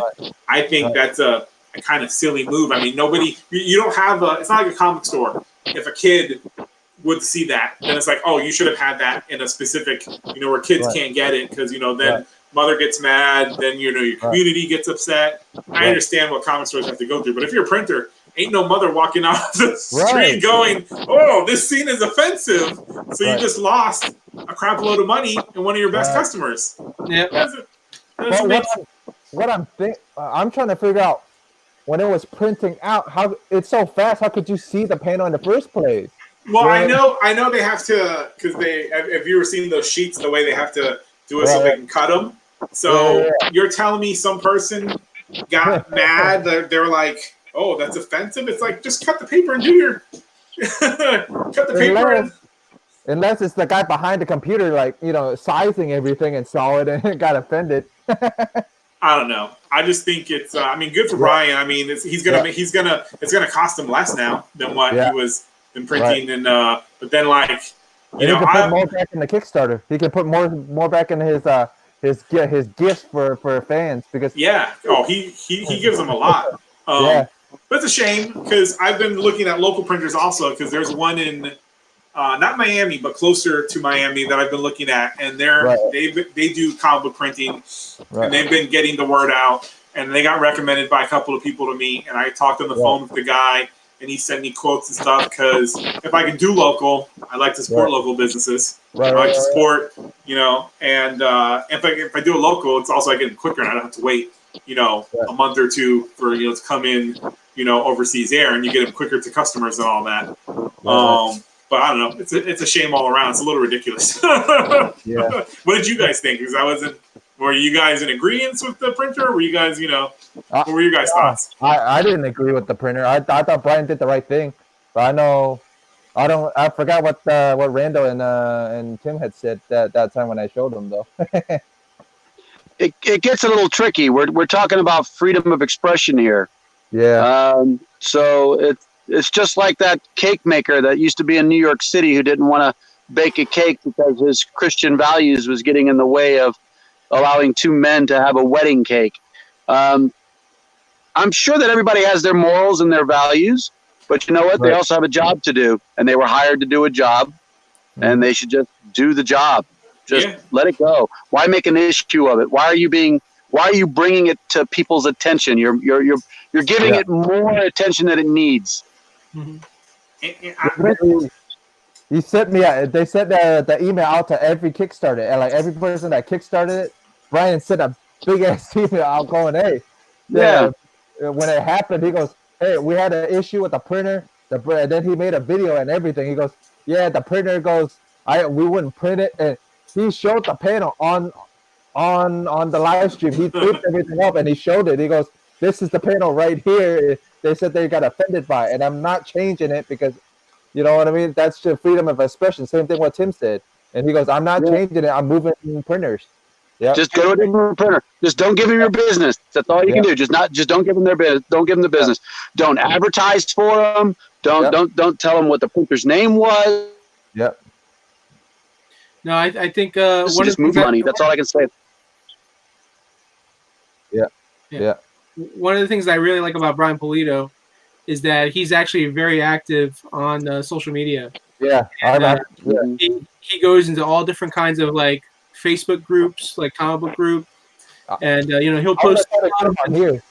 I want to try to get him on here. I want to try to get him on our little show to see if he would. Yeah. I agree with Tim. It's just at the end of the day, unless something you're printing, something that you're printing at your printer, or something that you're doing at your business is going to hurt somebody unintentionally or intentionally, that's the only time where, to me, in my opinion, saying no is like, oh yeah, can't do this, But if it's not hurting anybody intentionally or unintentionally, then money is money. You know what I mean? Right. Like I'm a big supporter of capitalism. I'm not I don't like the idea of capitalism run amok. But I'm a big supporter of the idea of capitalism and business and all that, especially mom and pop businesses, which I like to see more of. But that wasn't hurting anybody. It's just it's just someone got I don't know, maybe for religious reasons, which I get. I'm all for. it'd be really strange and really funny is if like what if they were like, oh, we're not going to print this because because there's one image or whatever, right? There's one panel, when in fact they were like, the whole book has to be like this. We need more lesbian scenes. Not enough. You have to. The whole book has to be just nothing but them scissoring or something like that. It's like, I think that'd be That's hilarious. What boundlesses are. That's what boundless ones are. And then like Brian Polito's arguing with it, like, no, there has to be story. It's like at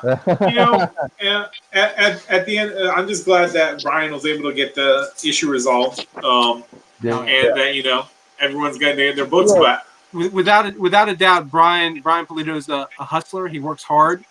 So even with an issue like that, there's nothing that's going to stop Brian from getting the books done. Especially with the fan base, the dedicated fan base that he has. He's going to get it done. He almost. Go ahead. I'm sorry. No. What were you gonna say? I was gonna say that panel has nothing on Boundless Comics. Boundless Comics are straight out pornographic comic books. Right. You know what I think it is? It's like you got to print in Canada. You got to print in Canada because they're so nice that even if they're offended by it, they won't do anything. They're like, oh, it's okay. Yeah, it's okay. Exactly. Sorry. Sorry. It'd be really funny. It'd be really funny if there was like a lenticular cover of me going like this. Just like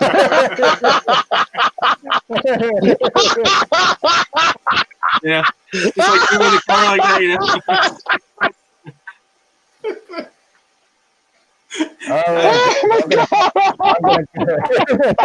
I'm gonna call it since I'm getting a little tired, so I'm gonna call it. All right. All right, guys. Thanks for watching. It's Extreme Nerd Table, guys. Randall, you got anything going on? You got like any things coming up, or you want to promote? Nothing going on at the moment. Just that me and Big Red Head Toys are working together. So if people want to start doing subscriptions and getting new books, you can do that through. You can contact through me, and then if you want to pick up the books, you can pick them up at Big Red Head Toys. Okay. And Marco, anything going on with you? Like anything new coming out, or anything you're trying to kickstart? I will be kickstarting something in June, but I can't announce it yet because I'm doing it with a small publisher that's growing that I really like. It's going to be a very cool comic. I might kickstart something before then myself, not 100% sure. I'm waiting to hear back from the artist. It's going to be a very superhero, action, sci-fi type book. So if it does happen, I'll be talking about it more for you guys on Extreme Nerd Table. Okay. And then Tim, I know you got stuff going on your Mylar Madness channel. So what you got going on? Yeah. Also, I have a good deal going on with from Big Redhead Comics. I'm going to have subscriptions there as well.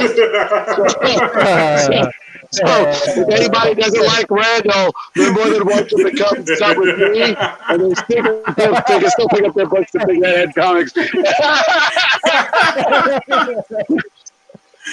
I've got my play coming out on the 23rd. It opens on Thursday. It's going to be running every Thursday, Friday, Saturday, and Sunday through the month of end of January through the whole month of February. Come out and see it. It's going to be at Theater 1. You can just Google Venus and Fur in Tampa, and it'll take you straight to the theater website.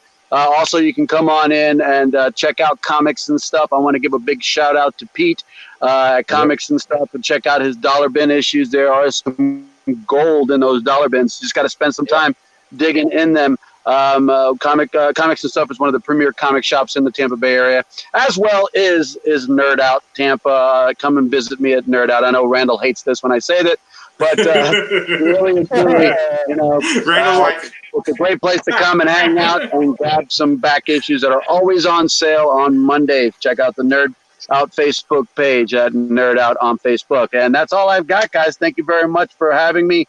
Marco, it's a pleasure meeting you, good sir. It was great meeting you, too. Yeah. I look forward to talking more. Right on. Fantastic. Thank you, Jeff. Thank you, Randall. You're welcome, man. Give me 1 second and let me, do my little spiel, and I'll stop this thing. All right, guys. You guys know who this is. You guys know what this is. It's your boy Jeff, aka the Cantonese Comic Kid, aka the Cantonese Comic King, coming to you with the Extreme Nerd Table, guys. Thanks for watching. Thanks for tuning in. Thanks for supporting me, man. All I got going on this week is gonna be Cantonese Comic Wednesdays every Wednesday. Episode 49 drops this week, and then I have the Comic Books with a Hook show at midnight or 1 o'clock on Eastern time, going on with the Comic Book G Spot Galvin, Robert the Comic Book G Spot Galvin. Then I have Silver 8 Sundays going on, and the Extreme Nerd Table going on with Rando, Marco now, and Barbara, and Mylar Madness, aka your boy Tim. So that's all I got going on, guys. Catch you guys later. Peace. Later. Peace. And you're not gonna be you're gonna be hanging out at comics and stuff too on Sundays.